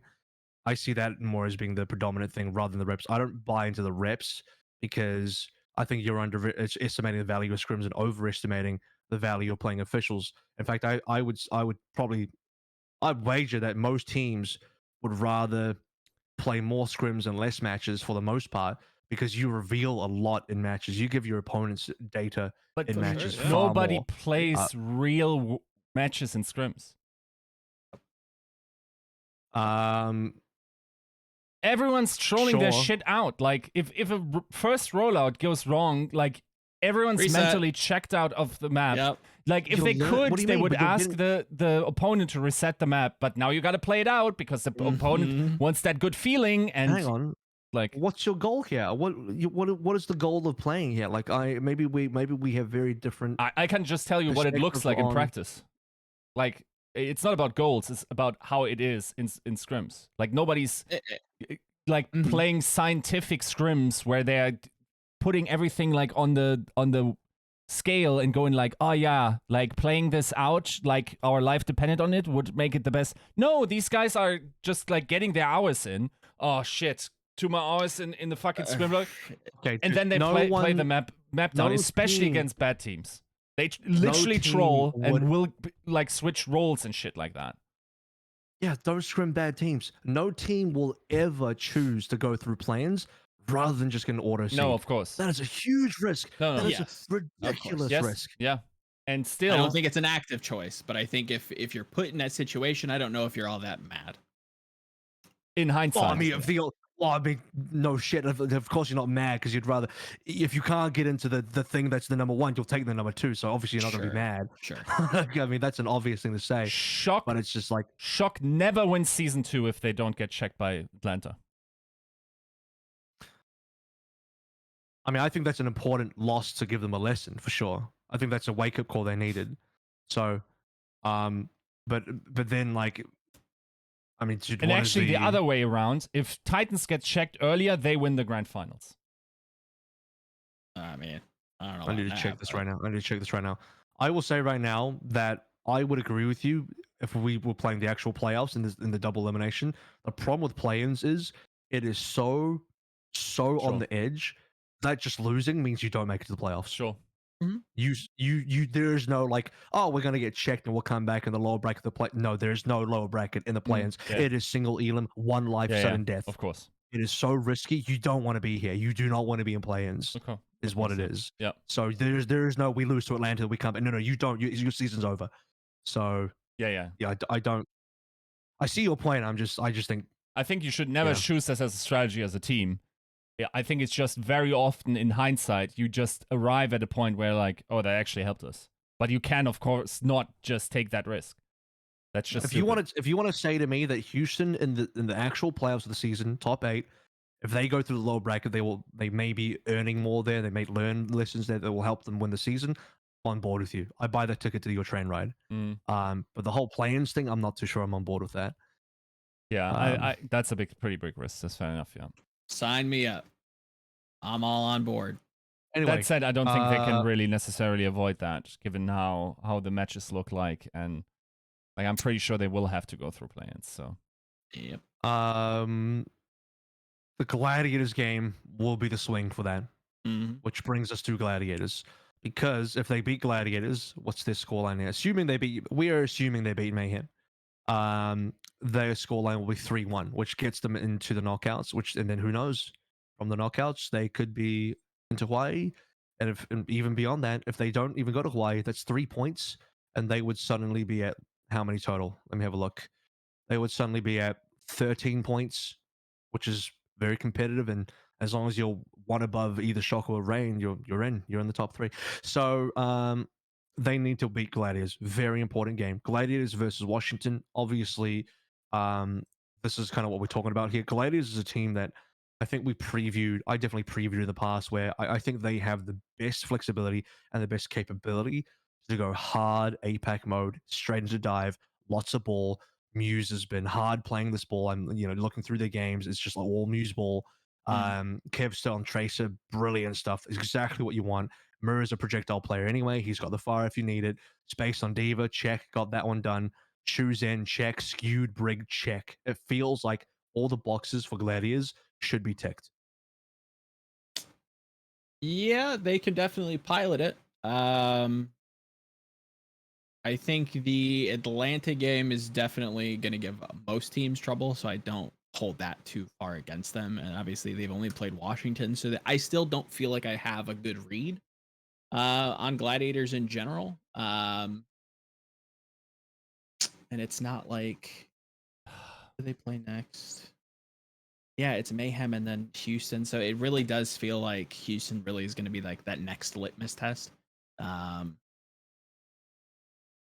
And as it stands, yeah, I kind of see Gladiators beating them. They kind of handedly. Can I add something for you here, Joe? Sure.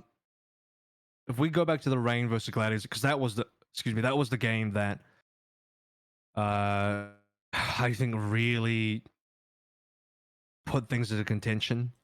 Because the issue here is on paper you would expect Glads to have the better read of the meta, and this is where, by the way, when Hawk and Atlanta say, "Oh, it's better for us to play the quote unquote counter," I'll just call it a counter. I believe it. I start to believe it more and more if they beat teams that are meant to be good at dive, like Gladiators.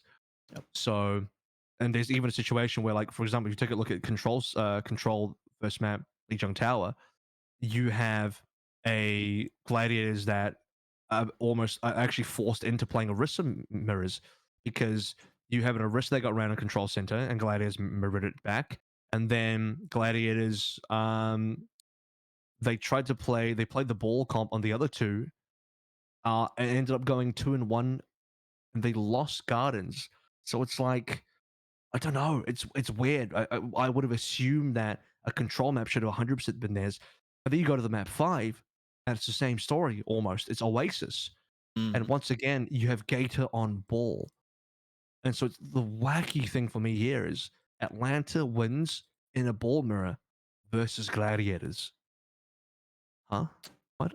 Yeah, that's not great. I'm kind of scanning through this to see how It's much Pharah is being played a through lot. It's Gladiators. Mirror Fire and it's Pelican Fire. Yeah. I think Pelican, and I believe this is Pelicans player of the match. No, Yeah. it's actually Hawks. Oh. But Pelican did receive a player of the match for his second game. I think Pelican actually showed as if he needed to convince anyone at this stage, Right. but he showed a lot more looks because he's not just the X or Y guy. He's not just, before it was like, oh, Pelicans, he's just a May guy. Oh, Pelicans, he's just an Echo guy. And every single new stage, he's just a X or Y, Z and new guy. But at this stage, you start tallying up his hero pool. It's like, oh, he's been the guy on every hero in every meta so far. So, I mean, yeah, once again, Pelicans showing up. Yeah. Pelican definitely showing up. I think this match in particular felt like Kai was my MVP is a little strong, but the most He's your player value, of the I match. suppose. Not definitely not the player, but like in the most strict definition of what an MVP is. If I had to really diagnose this game in particular, I felt like Kai, without getting too messy with it, I think Pharah in general has a lot to do with like the amount of space that the Gladiators composition wants to create, and having somebody like Kai on the field on a hit scan hero really does a lot to add to denying them that kind of space. I think that's why control looks the way that it does. I think that's why their dive look was as stymied as it was specifically on Oasis, is because Mirror really can't get in a word edgewise, because you have both Hawk and Kai just like pelting him at all times, and maybe even Iris in certain circumstances. Like, he really didn't seem to land all that well, and they didn't adapt much. It's difficult to adapt on control. I give teams that 100%, but you have to kind of identify that at some point, maybe even after the first map, and make a change. I would have loved to have seen stats on this map, or just not this map, but the series in general. Sure, Because yeah. I think you could be right. I think Kai could have been the X factor here. Yeah, there's a real chance that. I don't even know if it's not to completely like detract or discredit your point, but I don't know if stats are necessarily going to show like the amount of like threat that Mirror faces, or that he feels like he faces, so he can't actually play farther in. Does that make sense? Like, I think it might be a little bit more intangible. It's more so telling me what Kai's impact is. Sure, it's in a spreadsheet kind of way, but it gives me a very direct, like, okay, here is Kai's impact. And obviously, for me to get the stats I want, I'd have to have watched this game live, or I could have, like Yiska could have a friend like Baroy who just apparently has he's got the algorithm. So as a monster. Any thoughts on Glads here as a team so far, Yiska? And we can get into some Washington discussion in a hot minute as well. I'm getting a little concerned for Gladiators' peak value, if that makes sense. Like, have we seen a performance from them this season that makes you confident that they have something like the sixth gear to unlock that could actually propel them to either a deep run or an Overwatch League victory? They have the 3-2 versus San Francisco. Does that count? I don't know if that counts. Summer Showdown. Like 3-1 Atlanta in June Joust, which was that, by the way, was the stage that Atlanta went to Hawaii. They went twice in a row now, haven't they? I think those have been the best wins so far for the Glads. Is that enough to beat Shanghai and Chengdu, like we saw them in Summer Showdown? Right now, no. Right, like you can't. I mean, I won't speak for AVRL, but from my point of view, I don't think they're there yet. I think I see the potential in this team. I see the potential in the things that they're running. They seem to have a very creative look a lot of the times when it comes to like their macro. Peppering in, I loved what they did with Symmetra last meta. I loved what they're doing with Pharah now, but it kind of has to adapt, is a very general term, but I think the consistency has to be there. It seems like they kind of fall apart a little bit when it comes to high pressure situations. I look at that Atlanta game to qualify for Hawai'i. I look at the Doomfist. I look at the position they were in. Kind of not a must win, but like you're in such a position to kind of like secure a victory, and then you have somebody like Edison bring out a Doomfist, and then you just kind of like fall apart to it. It just left me with a sour taste in my mouth a little bit. Not to say that Edison's bad at Doomfist by any stretch of the imagination, but the position that Glads are in, some sort of swap like that really shouldn't be breaking you. I think the Glad's copium is that Atlanta showed up on some of their best looks in that particular matchup. And it's maybe not so much of a case of like, oh man, Glads aren't good enough, and more so like, damn, actually Reign is just a dynamite team. Yeah. Like, holy crap, Reign's a really damn good team. And I was stupid to even doubt the fact that they could play this meta. And I had a feeling. I remember I started switching gears in my mind last week when we started talking about Orisa comps. I'm like, damn, hang on a second, maybe this could be it. Yeah. And then lo and behold, it is. And you have fights versus Gladiators where Mirror can on this fight can literally get you the first pick. You go on 6v5. And then he kills Master for a 6v4, and then Reign still turn around because Kai, Pelican, Iris, etc. are just too good to, they'll get those trades. So maybe the copium is Reign are just a better team, but Glads are not a bad team. I think Glads miss out on playoffs, but I think they could be a solid play-ins pick. Does anyone agree with that, or is that wild? Oh yeah, I would agree. I think they're definitely one of the stronger teams coming into play-ins, and depending on the bracket, like they definitely can make a run. I won't decide either way, but I definitely think, or if I'm understanding what you're saying, I definitely agree in the sentiment that like playoffs feels like a difficulty, whereas play-ins you should see them thrive. They definitely can do very well there. Anything past that at this point feels rough. I think my issue with this team is like, and it's as old as time. Maybe that's just like the pace idea of how to play big series, but they really often get cute with it, don't they? Like, yeah. And who gets cute? Glads. Okay. Like that's almost like their team identity, right? That they always have, like they never the cute team. They just don't like play the full like they're always like within 90% playing like the best team in the world on the dominant comp, I guess. And then they just go, well, we're not taking our chances of rolling our 30%. We're always going to try something like different. And it really rarely works out. And in my mind, like the X factor that they have located in their team is Mirror. Now, yes, the thing is, Mirror is actually like playing pretty well most of the time. Like it works to a decent degree. It just doesn't work enough, like, and maybe in playoffs we will hit that lottery chance of that actually working out very well, and just everyone at the same time unlocking and opening the life gates. It just is concerning to me that we haven't legitimately seen that yet, and not even those victories, not to the degree where they could threaten an unlocked and playing without hesitation Shanghai Dragons, right? Which is the bar at the moment.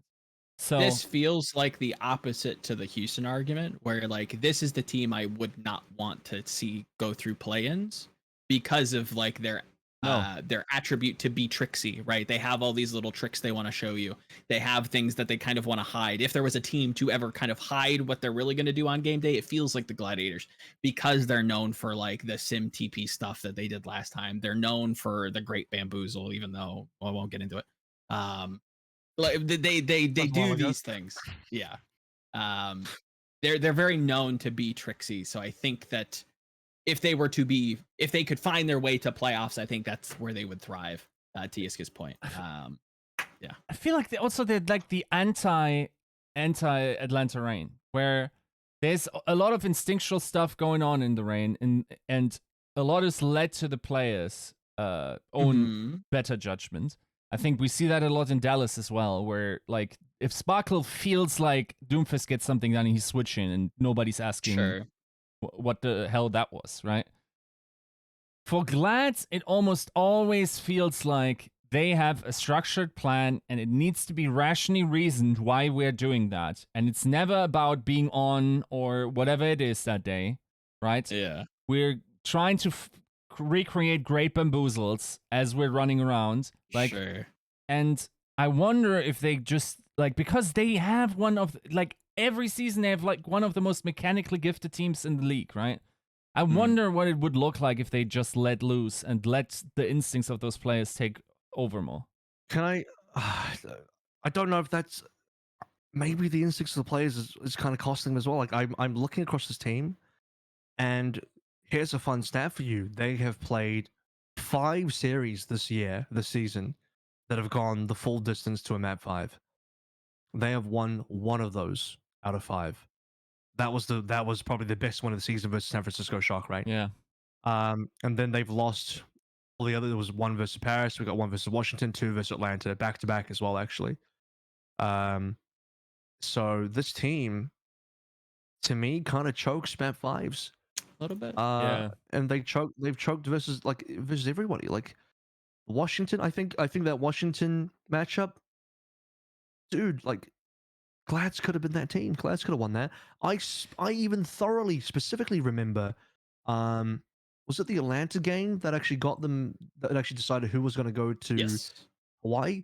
Yep. Oh, dude, that map 5 was so close. Glads could have easily have gone to Hawaii off that map 5. They choked. Yeah. And now this map 5 that they just played versus Atlanta on Oasis, they choked again. Yeah. Because there are literal, I can pull up an example for you. I can give you the timestamp. They start with a 6v4 advantage multiple times, and they choke that fight multiple times. Yeah. They just can't win with like a 6v4 advantage. They just can't do it. I don't know what it is. It's this team that they get in their own heads. I feel like that at that stage, it's all player instinct. I mean, you're so deep in a series, you're primal at that stage. You know, it's primordial. It's all you. It's all the individual mechanics is supposed to be coming out. Yeah, but I it's don't know, like mirror this being team. swapped in, right? Isn't it? Huh? Isn't it mirror being swapped in at that point in the series very often? Game comes down. Play Pharah, yeah. Yeah. Yes, to play Pharah, yeah, correct. But it's not. I don't think Mirror. If any, Mirror is the guy giving them the 6v4s. Yeah, So let's start with that. That's He's the guy enabling yeah. the 6v4s, and then everyone falls apart after that. Yeah. So it's not, to me. It's not Mirror. If anything, Mirror is the guy pulling. Yeah, no, he's got the team in the backpack. I'm not criticizing Mirror as a person, Right. but the act of trying to find the X factor in map 5s. You know? I think that's kind of.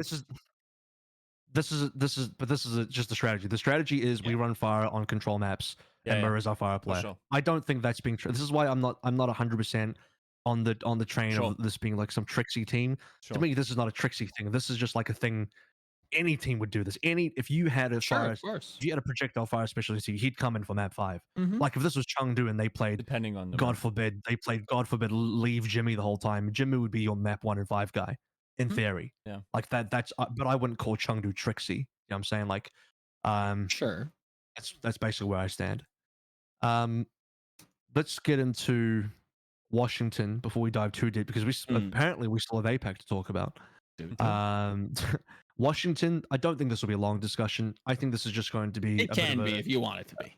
It can be, but I think it'll be beating a dead horse.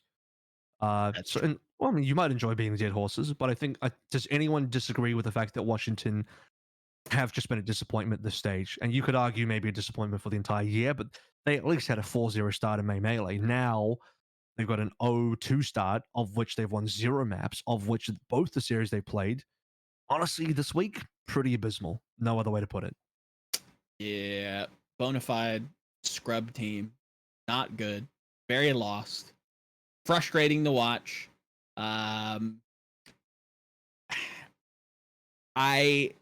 If you haven't listened to Plat Chat, shout outs to them, love what they do. I think Reinforce has a great copy pasta paragraph that is floating around that summarizes the feeling.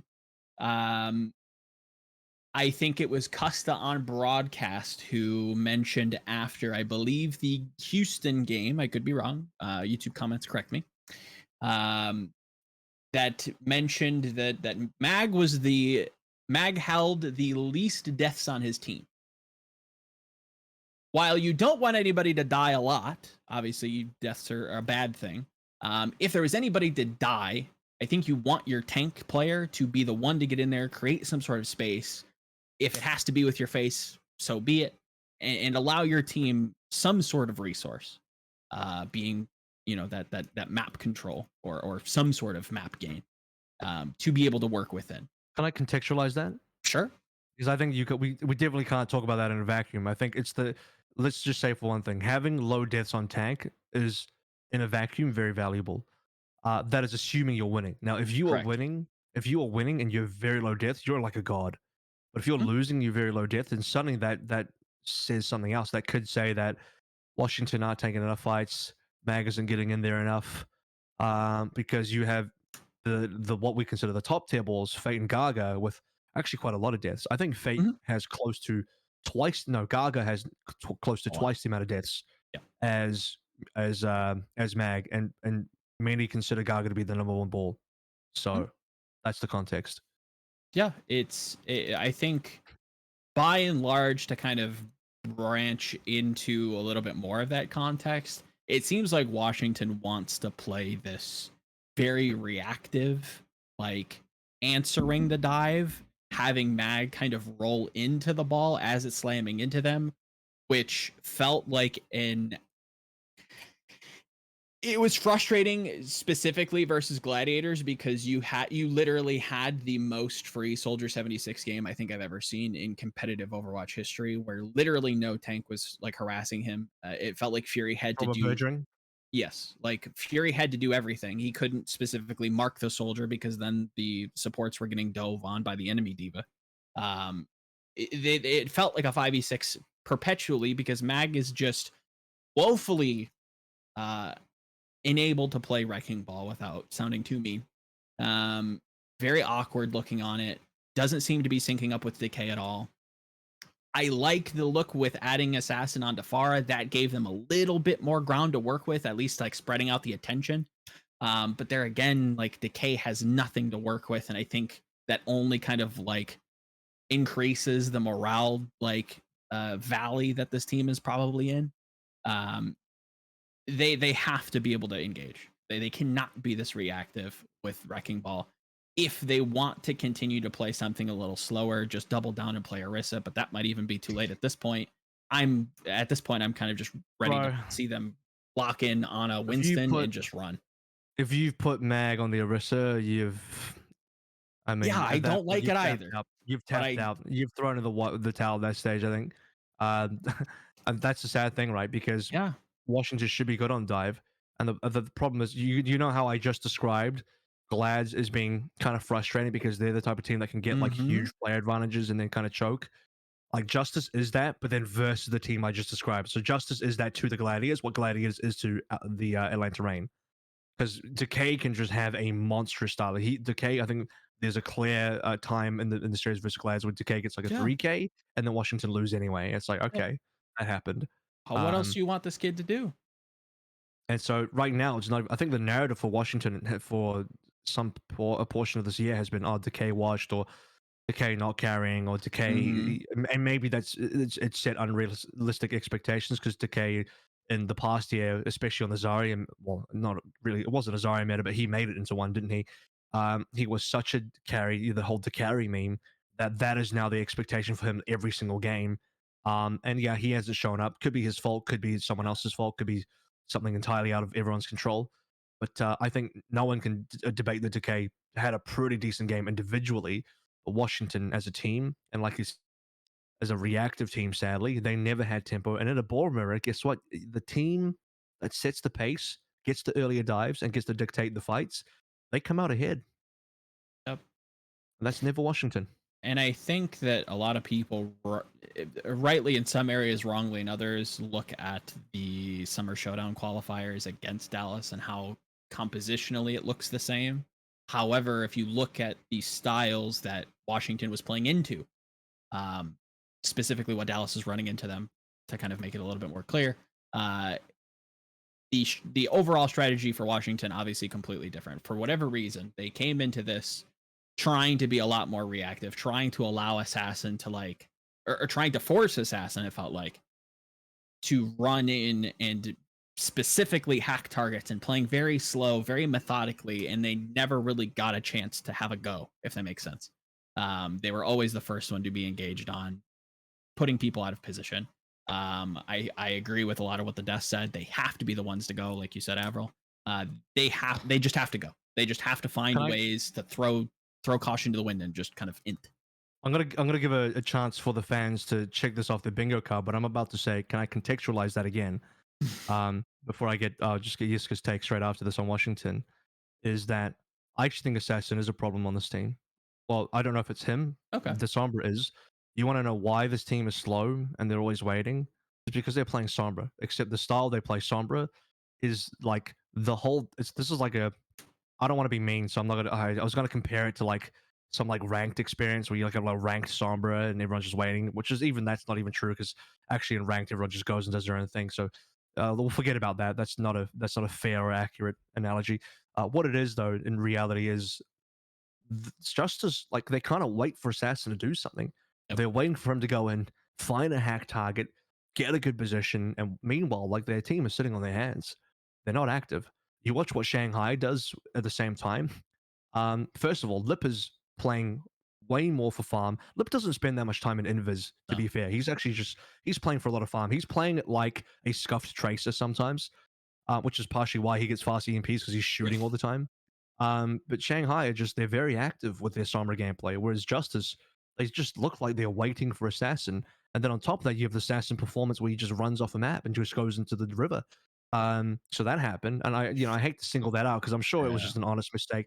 Happens to everybody, but if you do it in the Overwatch League, it's gonna get called out, sadly. And even though it's not like he's jumping off the map every map, but even just one time, it's like bad enough. Yeah. So sadly, it's definitely like the worst series ever for Assassin, which is shocking because previously this Assassin Decay duo was looking really prime. Mm-hmm. Yeah, specifically, I was genuinely coming around to him on the Sombra pick, specifically from their match against Dallas. I thought he played phenomenally, but that seemed to be in a state where Mag was a lot more active. I don't know if they're changing up their calling structure and having Assassin call more, which seems bizarre. To change, it's Closer did calls. Closer was like alt tracking apparently for the team. Agreed. Yeah. It doesn't make a whole lot of sense. I'm reaching for trying to find explanations. Like I can see things that are not happening, but I don't know why that's the case. If that makes sense. Here's another free bingo square for the fans to check off, and this bingo square is Yiska finally speaks after Joe and Avril go back and forth 20 minutes. So, right, Yiska, please. I think it's one pretty big thing with this team is that they're really slow to meta starts, right? Like, that has been a pattern, and you can be slow to meta starts, as Dallas demonstrated, if you're Usain Bolt. Usain Bolt was never the first guy out of the blocks, was never the top contender on the first 20 meters. But if this guy gets up and he's sprinting, he's winning the race, right? If you're only on par with him, right? Agreed. Dallas during May Melee felt like that, where they were slow to start. If you remember, they were 2-2 getting in. 2-2. And then they figured it out for themselves, and then eventually found success with them, right? Yeah. Dude, Justice has no endgame either. Like, you can be slow at the start to a meta. You probably should pick up like one victory in the first week still, and that depends on your schedule, and sometimes you're like not there. But they also don't have end speed. They have not unlocked whatever it takes to get to Hawaii, at least, So, but that was my problem before this week. Now it seems like a bigger issue, even more so, because I'm not convinced that they can bring it back from that point. Like, that looked so bad that and to be fair, it has looked very bad in the past. I remember you saying, like, during a time, they looked like the worst team. Specifically versus Paris, when Mag tried to run the Wrecking Ball, it was entirely too slow, way too steppy. I can define that later if somebody actually gives a fuck. Yeah, it was bad. It was really, really bad. And then they swapped to the Winston later on that stage, and it looked much better. I expect that to be the case. It's far too late. Yeah. And towards the assassin point, I almost don't want to single out him too much because, yes, you can play like Lip and mini tracer it if you have multiple threats on your team that also create the space and the breathing room for you to do that. Mac is not doing that. for Assassin either, right? And then he probably would perform with the same force that Lip can regularly, right? Yes, and it seems like a mental thing almost, like, and I mean, interpreting body language is like super scrubbish. I'm not getting into it, but like maybe just look at his player profile. Like most of the time, he looks like Mag? sorry, Assassin. Like he's really okay. confused as to what's going on. I don't know, like, I don't see like what else they can do. They feel like, so they're running a strategy that they don't necessarily want to run with ball. So they're not playing necessarily to their strength. They're playing Tuba, a player that shouldn't necessarily play support. They're running Assassin on a hero that he doesn't necessarily want to play. Like, well, what? I don't know about This that. is like end stage trying to figure something out when your basic should be enough, right? Like, why are you tinkering? What is broken in you that you can't go back to that? Why can you not play closer? Whatever, if you can't like if he's not on Lucio, right? Is his break this atrocious? I don't think so, right? Why? I know I don't know. It's so wild. It seems so strange. This tuber closer thing. Why are we not playing back on Winston? The majority It's not like of it the doesn't time. work. We have a team. Look at AVRL. Yeah. We have a team that specifically can run Winston and has found success. Yeah. Now, obviously, I don't know that. Not you. Not you. You're good. You're good.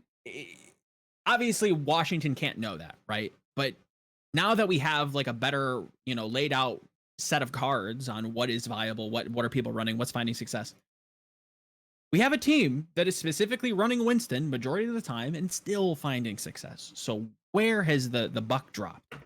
It is bizarre to me. And I expect Washington to come out next week, or this week rather, with a Winston comp and look much better. Will they win? I don't know, but I guarantee you they're playing Winston.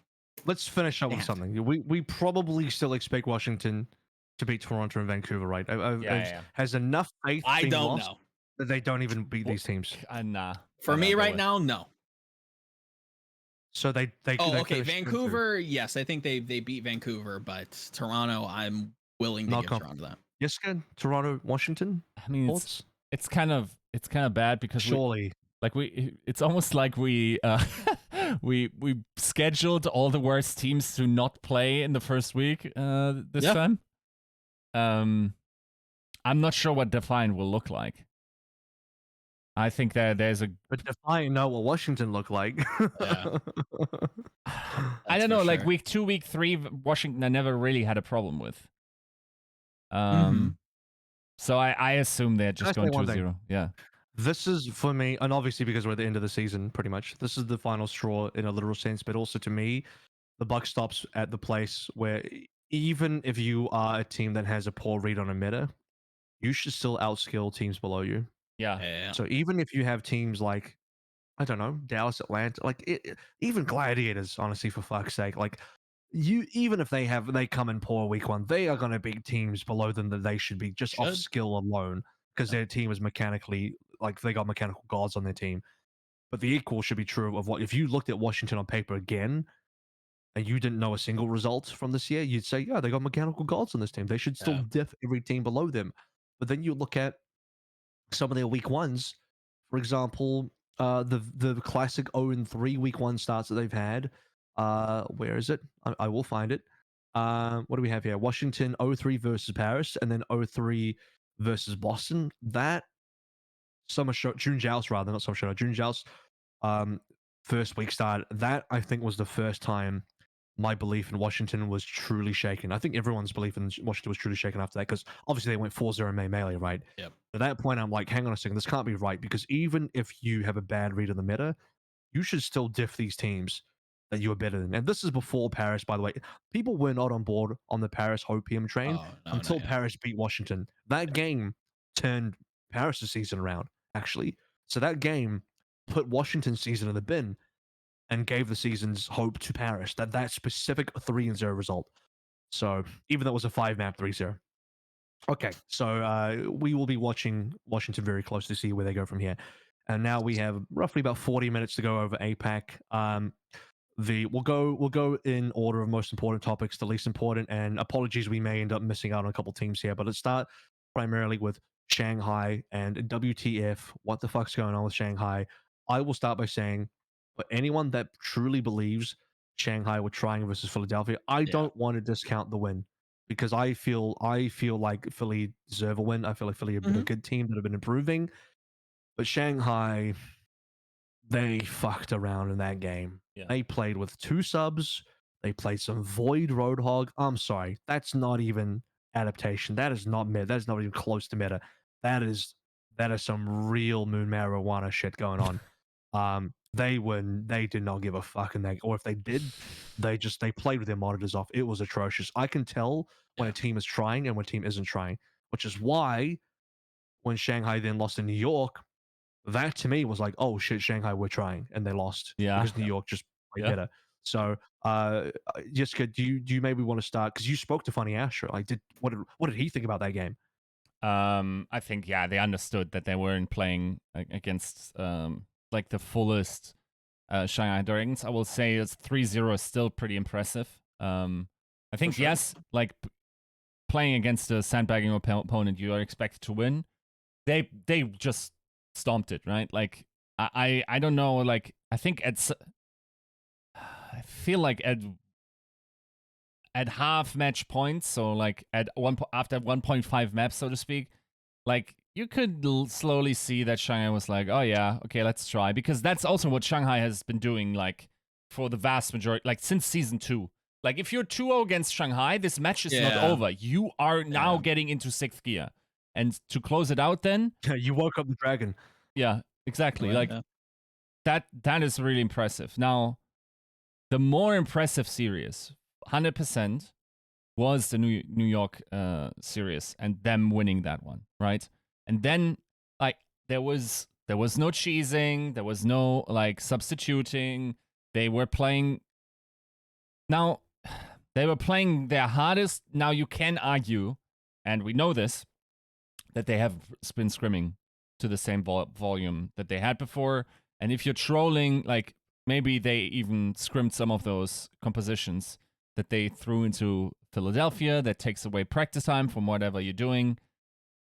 Whatever it is they're doing, I really hope it pays off, because if they're threatening their advantage that they have on that particular composition, that's really sad for playoffs, right? Like you theoretically just want them to squeeze the most out of that and not lose the advantage that they have on the opposition. Now, that also makes me a little skeptical.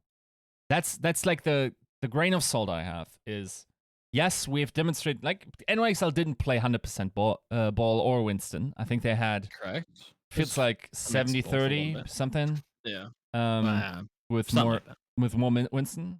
What do you think? I think so. Yeah, something like that. Definitely more Winston than ball, but I couldn't tell you a split. Yes, because they wanted to play Cali or Zarya a lot. Yep. So this is one of the 2 teams. It was actually funny enough. It was the Zaryas that really screwed Shanghai, because Hotba had a phenomenal Zarya and Kalios came through with a really strong Zarya as well. But I don't want to move to New York quickly because I want to finish talking about Shanghai real quick, because you brought up the whole, scrim, whatever. So, I'll speak to that really quickly. So, Steve, I'll take AVRL saying contextualizing for 100 points here. There was a statement released on Shanghai Dragons Weibo that's their social media, the Chinese social media, and these are fan translations, so bear with me. There could be inaccuracies. That's just disclaimer I'll give out. I have personally not translated them. I couldn't anyway. And Google Translate would also give some inaccuracy. So we're working with what we got here. But we have. I'll just give the sort of cliff notes here. So there is a high level of stress on the team accumulated from the season that has been higher than expected. And Moon feels, well, maybe I'll just extend it to the coaching staff in general. The coaching staff feel that Shanghai Dragons and their team, it's necessary for them to ease up their pace and adjust the pacing to reduce training, to give their players more time to regain physical strength, adjust their mentality. That's generally the game plan. So what is basically happening is what you can read into that is they are reducing scrim time overall for the team, and they are also giving them more time to develop and who are you in scrims as well. So another statement said, "Develop has been doing well in scrims. Please continue to expect and give this rookie a lot of encouragement." Who are you has also exceeded expectations during training, so they're definitely moving Lip and Flitter away from scrims a little bit to give them more rest and to give some of their other players a bit more. I wouldn't even be surprised if Molly has been getting a decent amount of scrim time. I wouldn't be surprised. So Yep, that's he did. that's the justification for where Shanghai Dragons are at. Thoughts? Yeah, I coming out of this week, even after the Philly game, after reviewing that, I was like, this looks like a team that took a break. Like they're kind of all over the place. The coordination's not there. I mean, the Roadhog, as much as I may like it, looked bizarre. Jesus, Joe. I'll shill for a Roadhog pick every once in a while. God. But when you look at that New York game in particular, you look at how well Fleta played. You could definitely tell they were trying to turn it back on, and it felt like Lip in particular was just kind of absent. I really couldn't tell you why. Just a feeling of like him constantly swapping didn't really set well with me. Didn't seem to really find a comfortable position next to this Pharah. That was incredible. I think probably one of the most dominant Pharah performances we've seen in a long time, since like maybe Ding on Panthera back in the day.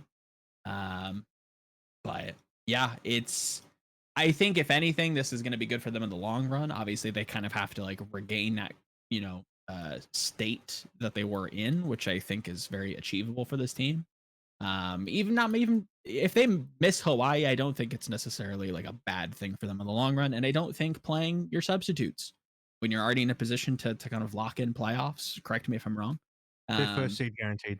Yeah, if you're guaranteed first seed, I think it's totally fair to kind of give your starters, a break, come into playoffs incredibly prepared, hit the ground running as fast as you can to kind of regain that composure, regain that status, and then attack like you did.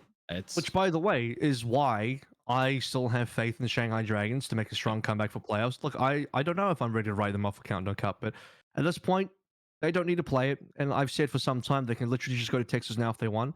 And what better way than show that than to do this? So there you go. Actually, I've bamboozled you. I've got Shanghai Dragons behind me. So Come on. I still got faith. I still got faith. Can they even get Yiska? in by themselves? It's Say tough. what? I mean, they're best 2-2 with a 2-6 map score. That's tough. Yeah. Oh, dude, I figured out the timeline that will lead to the maximum boomage. Oh my, get ready for this. If you're a Okay. Philadelphia fan, you're gonna hate this. Uh-huh. This is going to be a repeat of May Melee. Philadelphia Fusion will get first seed in APAC. Shanghai will get fourth. No. They play each other, and Shanghai knock Philly out again. Oof. That's the timeline, bruh. Shit! It's possible. You can squeak in with like a good 2-2, but it's got to be a great 2-2. Oh no! Oh no! I can already see it. I can already see it, dude. They play Charge and Seoul. That Seoul game, I don't think is decided either way. It is. It is to me because there's no. Let me tell you one thing. Okay. Shanghai would sooner throw a game to Valiant than throw a game to Seoul. I put fucking money on that. Believe it. Fair. They would sooner throw a game to Valiant than Seoul. 100%. Yeah. They will. It's gonna be tight. They will go ball, a singular ball, because just fate to the wall versus Seoul to make sure Seoul don't win. That is how much Shanghai will want to beat Seoul. Yeah. Has a +2. Like if they just go 6-0 in maps, they go 2-2 with a +2. I would sooner believe that Shanghai will lose to, is it Charge they're playing? Yeah, they will lose Charge. They can get in. And then beat Seoul. That timeline I will sooner believe. I mean, do you think I'm joking? I really am not. I believe you 100%. The only thing I'm kind of grinning at as I listen to you is looking at like some of the historical like fourth seed in APAC. Like you look at June Joust and you see New York get in with a 2-2 and a +1 map differential, right? Like there is a world where Shanghai just comes out gangbusters, 6-0, no maps dropped. They go 2-2. They have a +2 map record. They sneak in as fourth. They play Philly. They beat them. Yeah, it's possible. I think. I'm not gonna do math on broadcast, but Tell you what, if it's not versus Philly, it will be versus Seoul. Shanghai might Sure. knock one of those two out again. So somebody's going to have tears on that end. And I can Or tell you this: NYXL. there's a chance. There's a chance. We're getting there. Hang on. Don't hang on. There is still time for me to swap my background back to NYXL. Shanghai Dragons could make fourth seed or whatever, Mhm. and then if they're versus Philly, hey, maybe Philly are the better team, and Shanghai still don't give a fuck, and they don't want to go to Hawaii, whatever, chill, and they lose to Philly. But if that's Seoul in first seed, Shanghai's going to Hawaii. Seoul are not going to Hawaii if it's Shanghai versus Seoul in the playoffs in the knockouts. I'm here for it. That's some crazy. Again, that's very much Shanghai's MO, where they kind of take it easy, feels a little aggressive, but the first couple maps maybe they play some odd picks, maybe they throw in a sub or two, and then right when you think the series is over, right when you think the reverse sweep is incapable, Shanghai wakes up and they take over. It's very much their style. New York, Right. it's time. Now, I guess let me connect it a little bit to Shanghai. Mm-hmm. It felt like Jonak was looking across the server and just going, "Oh, you think sandbagging works? First time, eh?" Like,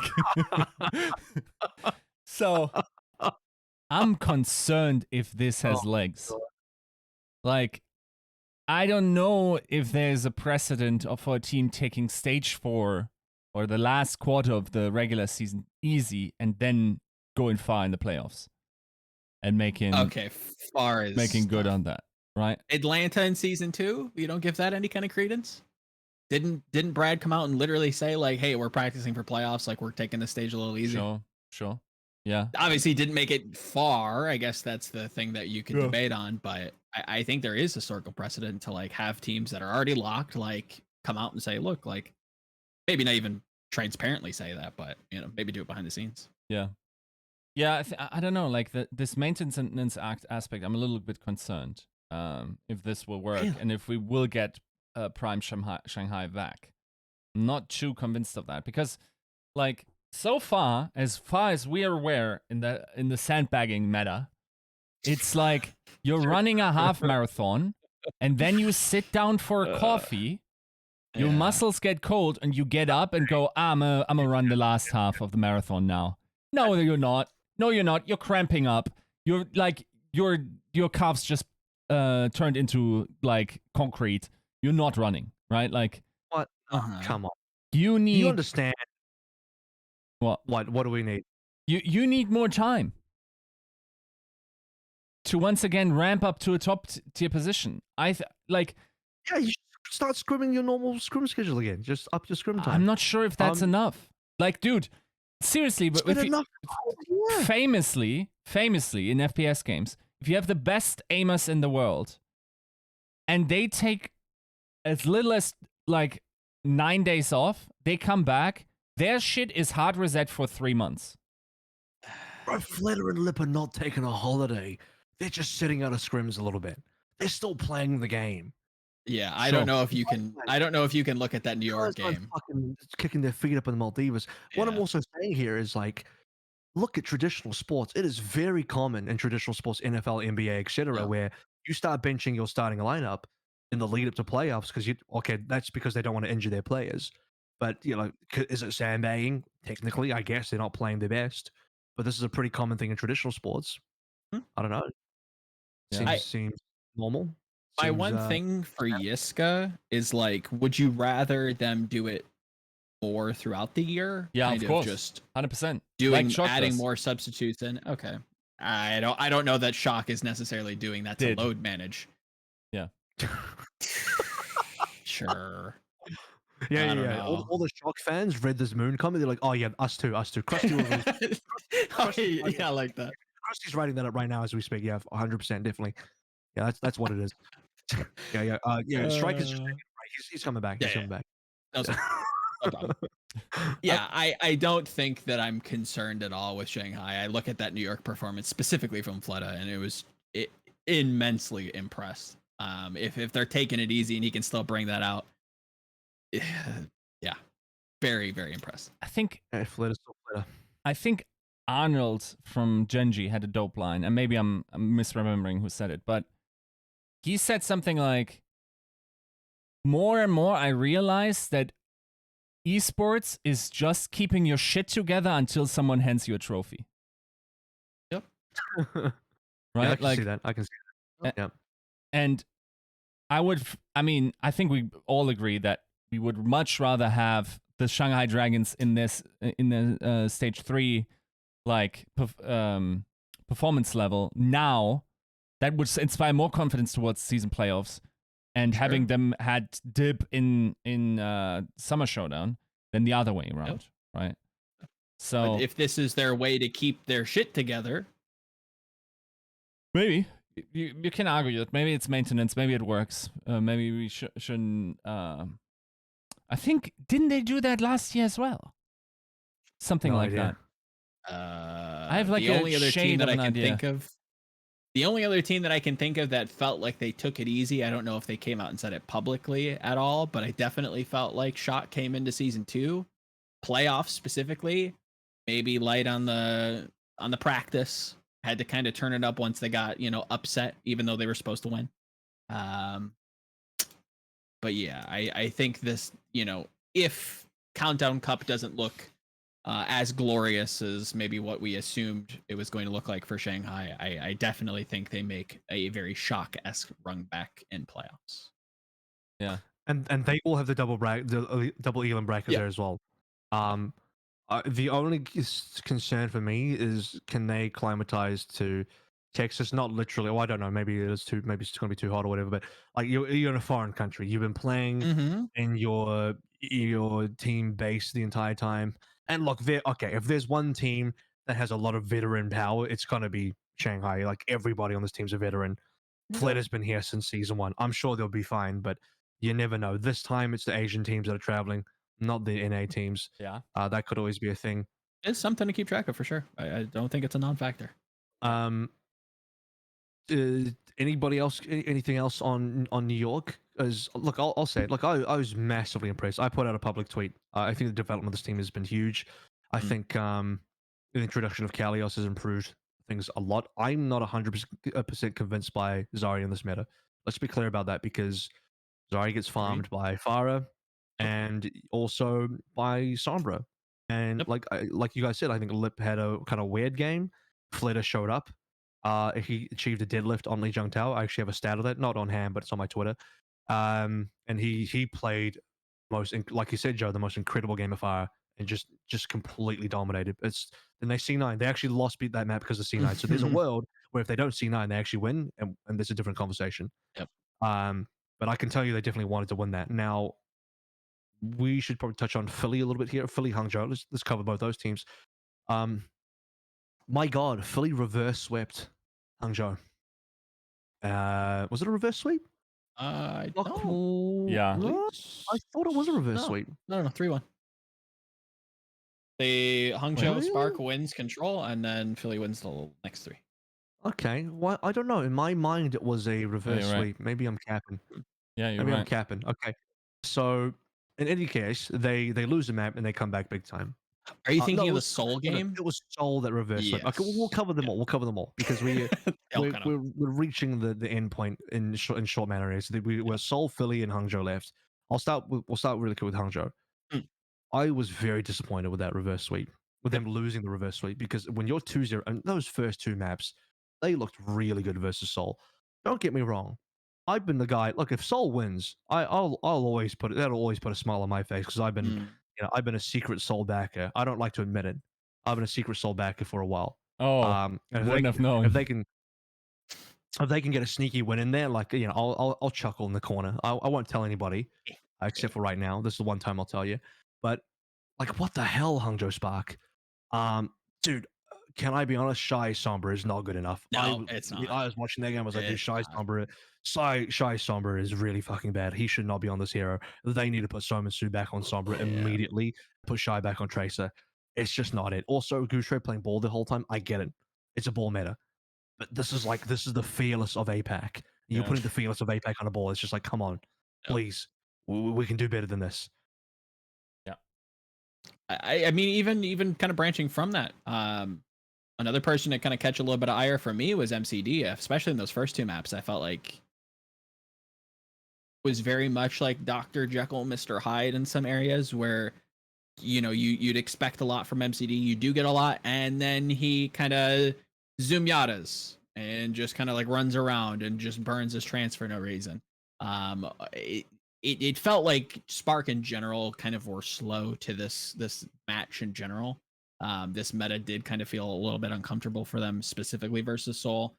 Then as they get into Philly, I think Philly kind of threw them a bit for a loop, and you can kind of see them adapt to. I believe they ran a little bit of Orisa. Can I quickly check? But can I defend MCD really quickly? sure, go for The it. reason why this guy's yeeting Transcendences is because Soul play predominantly Orisa bunker, and there is no like counter. You're not countering EMP, you're not countering a blade. There's nothing to counter, so you're just going to tempo Transcendence. Yep. Agreed. So it might look like he's just yeeting them, but like there's nothing to use it against anyway. Just throw it in there. I think You know? I'd have to go back and look. I would like maybe an engage with trance, or maybe like an immediate follow up with trance, but it felt like they were kind of reactionary to somebody getting like caught out or burst. You know how like Zens will try to like trance in to try and save somebody from getting DMAX, shit like that. That's kind of good in my books as well. Like you just use it as a rescue tool that instantly saves a player. That's like a mass res, you know? Fuck it. Like I mean, like mass res, you might just. I'm not talking about a 5-man res. I'm talking about mass res back in the day. You might just tempo and get two guys back. Here, you both the tank slow. Boom, pressure transcendence. That's 2021 mass res. That's the way I look at it, anyway. Agreed. No, I think tempo specifically in that matchup is very much in Zen's wheelhouse. I'd have to go back and look, but I felt very strongly about his transits, but I could be very wrong.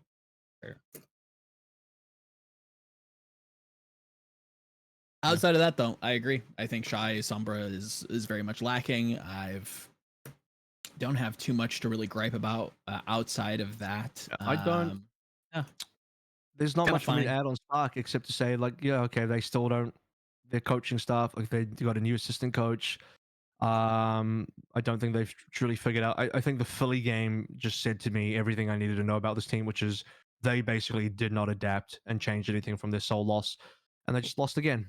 So instead, we will talk about the teams that won, which is Seoul and Philly. Yeah. Where do we want to start? Do we want to go Philly first?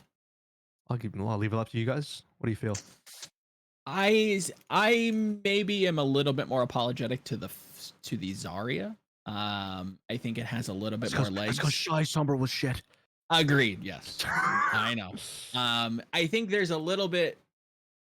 I think it has more legs looking at Philadelphia in particular, in their matchup versus a team like Seoul.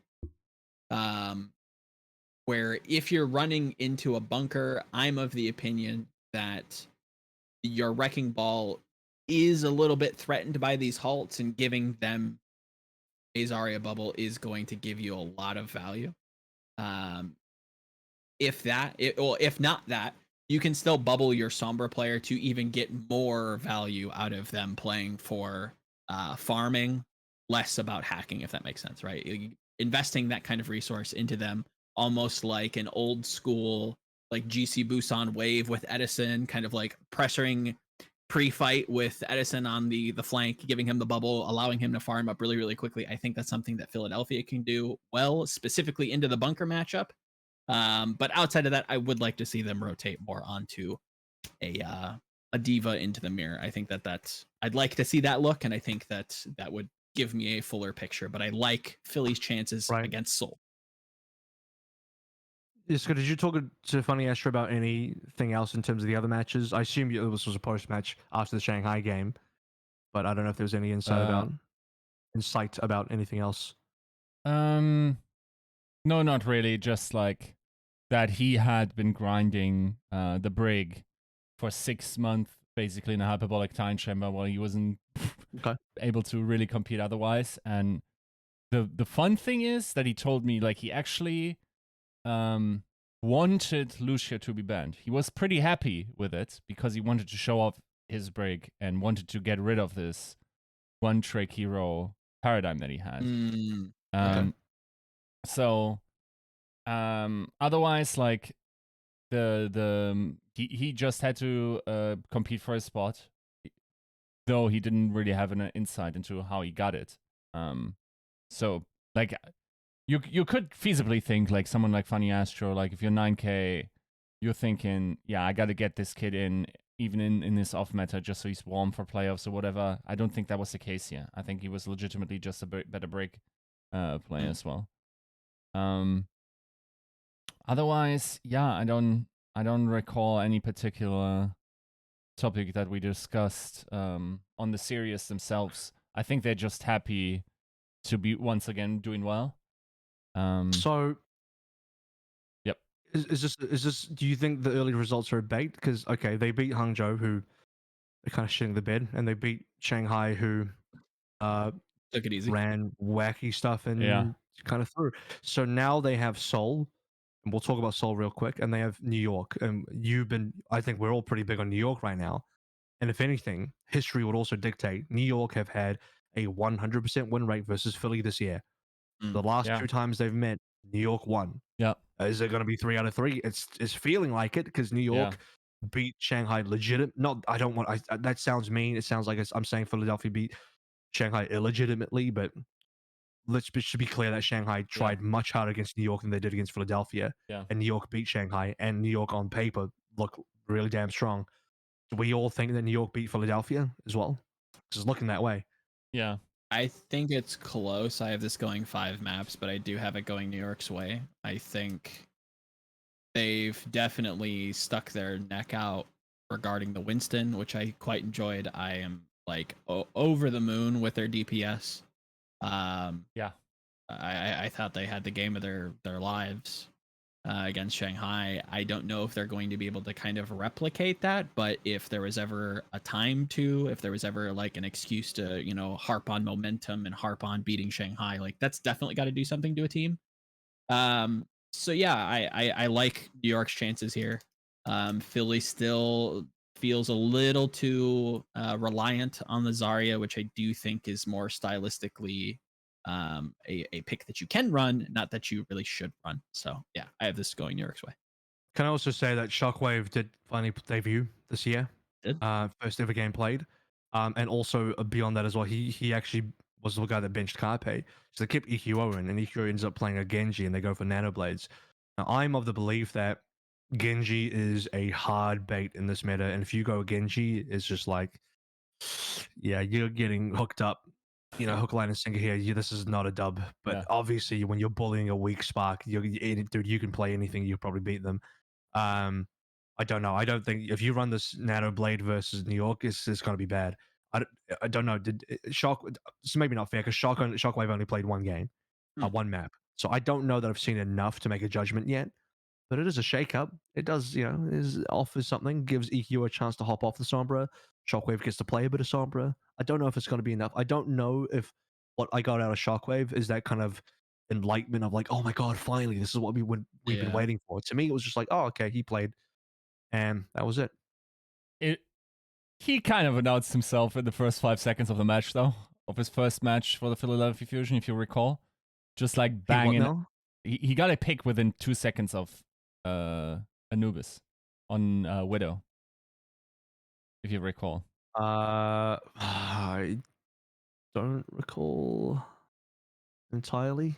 Yeah, like he I'll just trust you. I'll just trust you. Yeah, you know how he killed Shy. He killed Shy, yeah. Yeah. Which was, I believe, his first match, right? Yeah, I think so.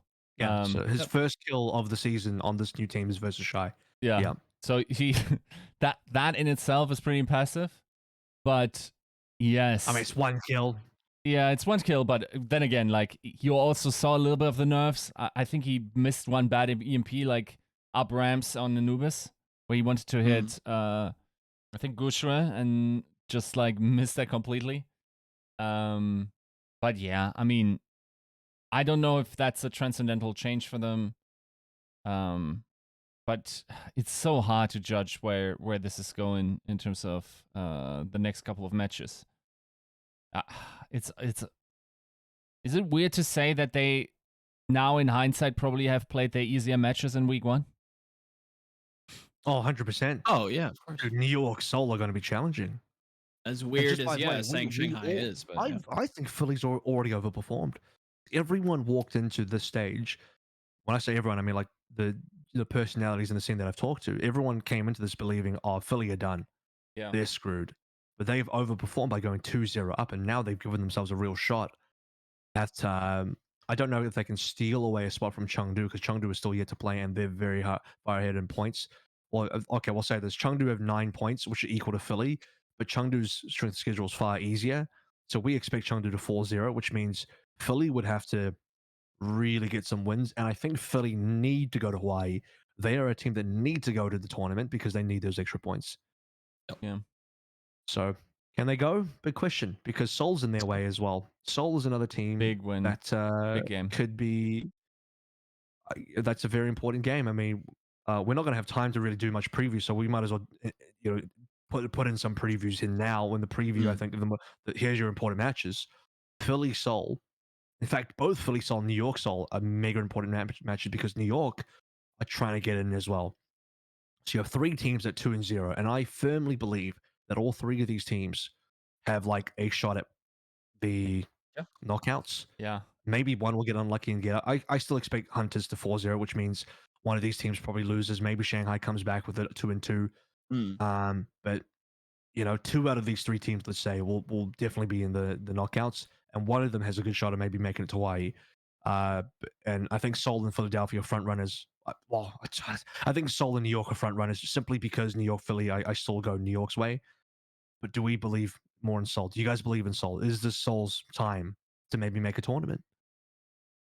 It's so hard to kind of give Seoul the nod because the more that I see them, the more I agree with a lot of what I believe Fissure has harped on them about, where they seem to be prepared for one specific thing. They don't have much else. They do that one thing well enough to get them to the playoffs or the knockouts for Hawaii, and then kind of crumble. And that feels like the Orisa strat. I don't expect that to do extremely well versus Philadelphia, just stylistically. Like I mentioned, I think you have a lot of resources to pump into that wrecking ball, a lot of resources to kind of offset, to give your Sombra a lot of extra free farm time. And I think that's going to be an issue for Seoul, adaptation wise, if they even choose to adapt or try to adapt. So yeah, I have that going Philly, close, but convincingly Philly. Because I'll be honest, Seoul's first week, it's a 2-0, but when we actually investigated, one of the games is versus Valiant, and the other one, they had to reverse sweep Hangzhou, which, as we've discovered, is a pretty weak team at the moment. So it doesn't feel good. They were 0-2 down versus Hangzhou, and they needed to reverse sweep. And then they got a freebie versus Valiant, which is okay. Just collect your free win there. And now, as I had previously said, I am a firm believer that Shanghai come in full hardcore versus Seoul. And even then, if we want to go back to the Shanghai sandbagging narrative, they can go back and sandbag versus Guangzhou. They might as well. They can literally come and beat Seoul and then lose the charge just because they don't give a shit, and end the Countdown Cup stage 1 and 3. But they will come and beat Seoul. They will not lose. They will not want to lose to Seoul, and because they have such a great track record versus Seoul, and because Seoul in their first week kind of bullied bad teams and had to reverse sweep another bad team, I don't know. It feels like Shanghai will be too much of a mountain to climb, and then Philly, that's a more of a coin flip. But I think the more we've talked about Philly today, the more I'm on board with Philly. Yep, I don't know if they make it to Hawaii, but they are definitely showcasing a strength and a foundation that I think can be built on top of for an interesting playoffs run. I'm now that they have everybody together, now that things are finally stable.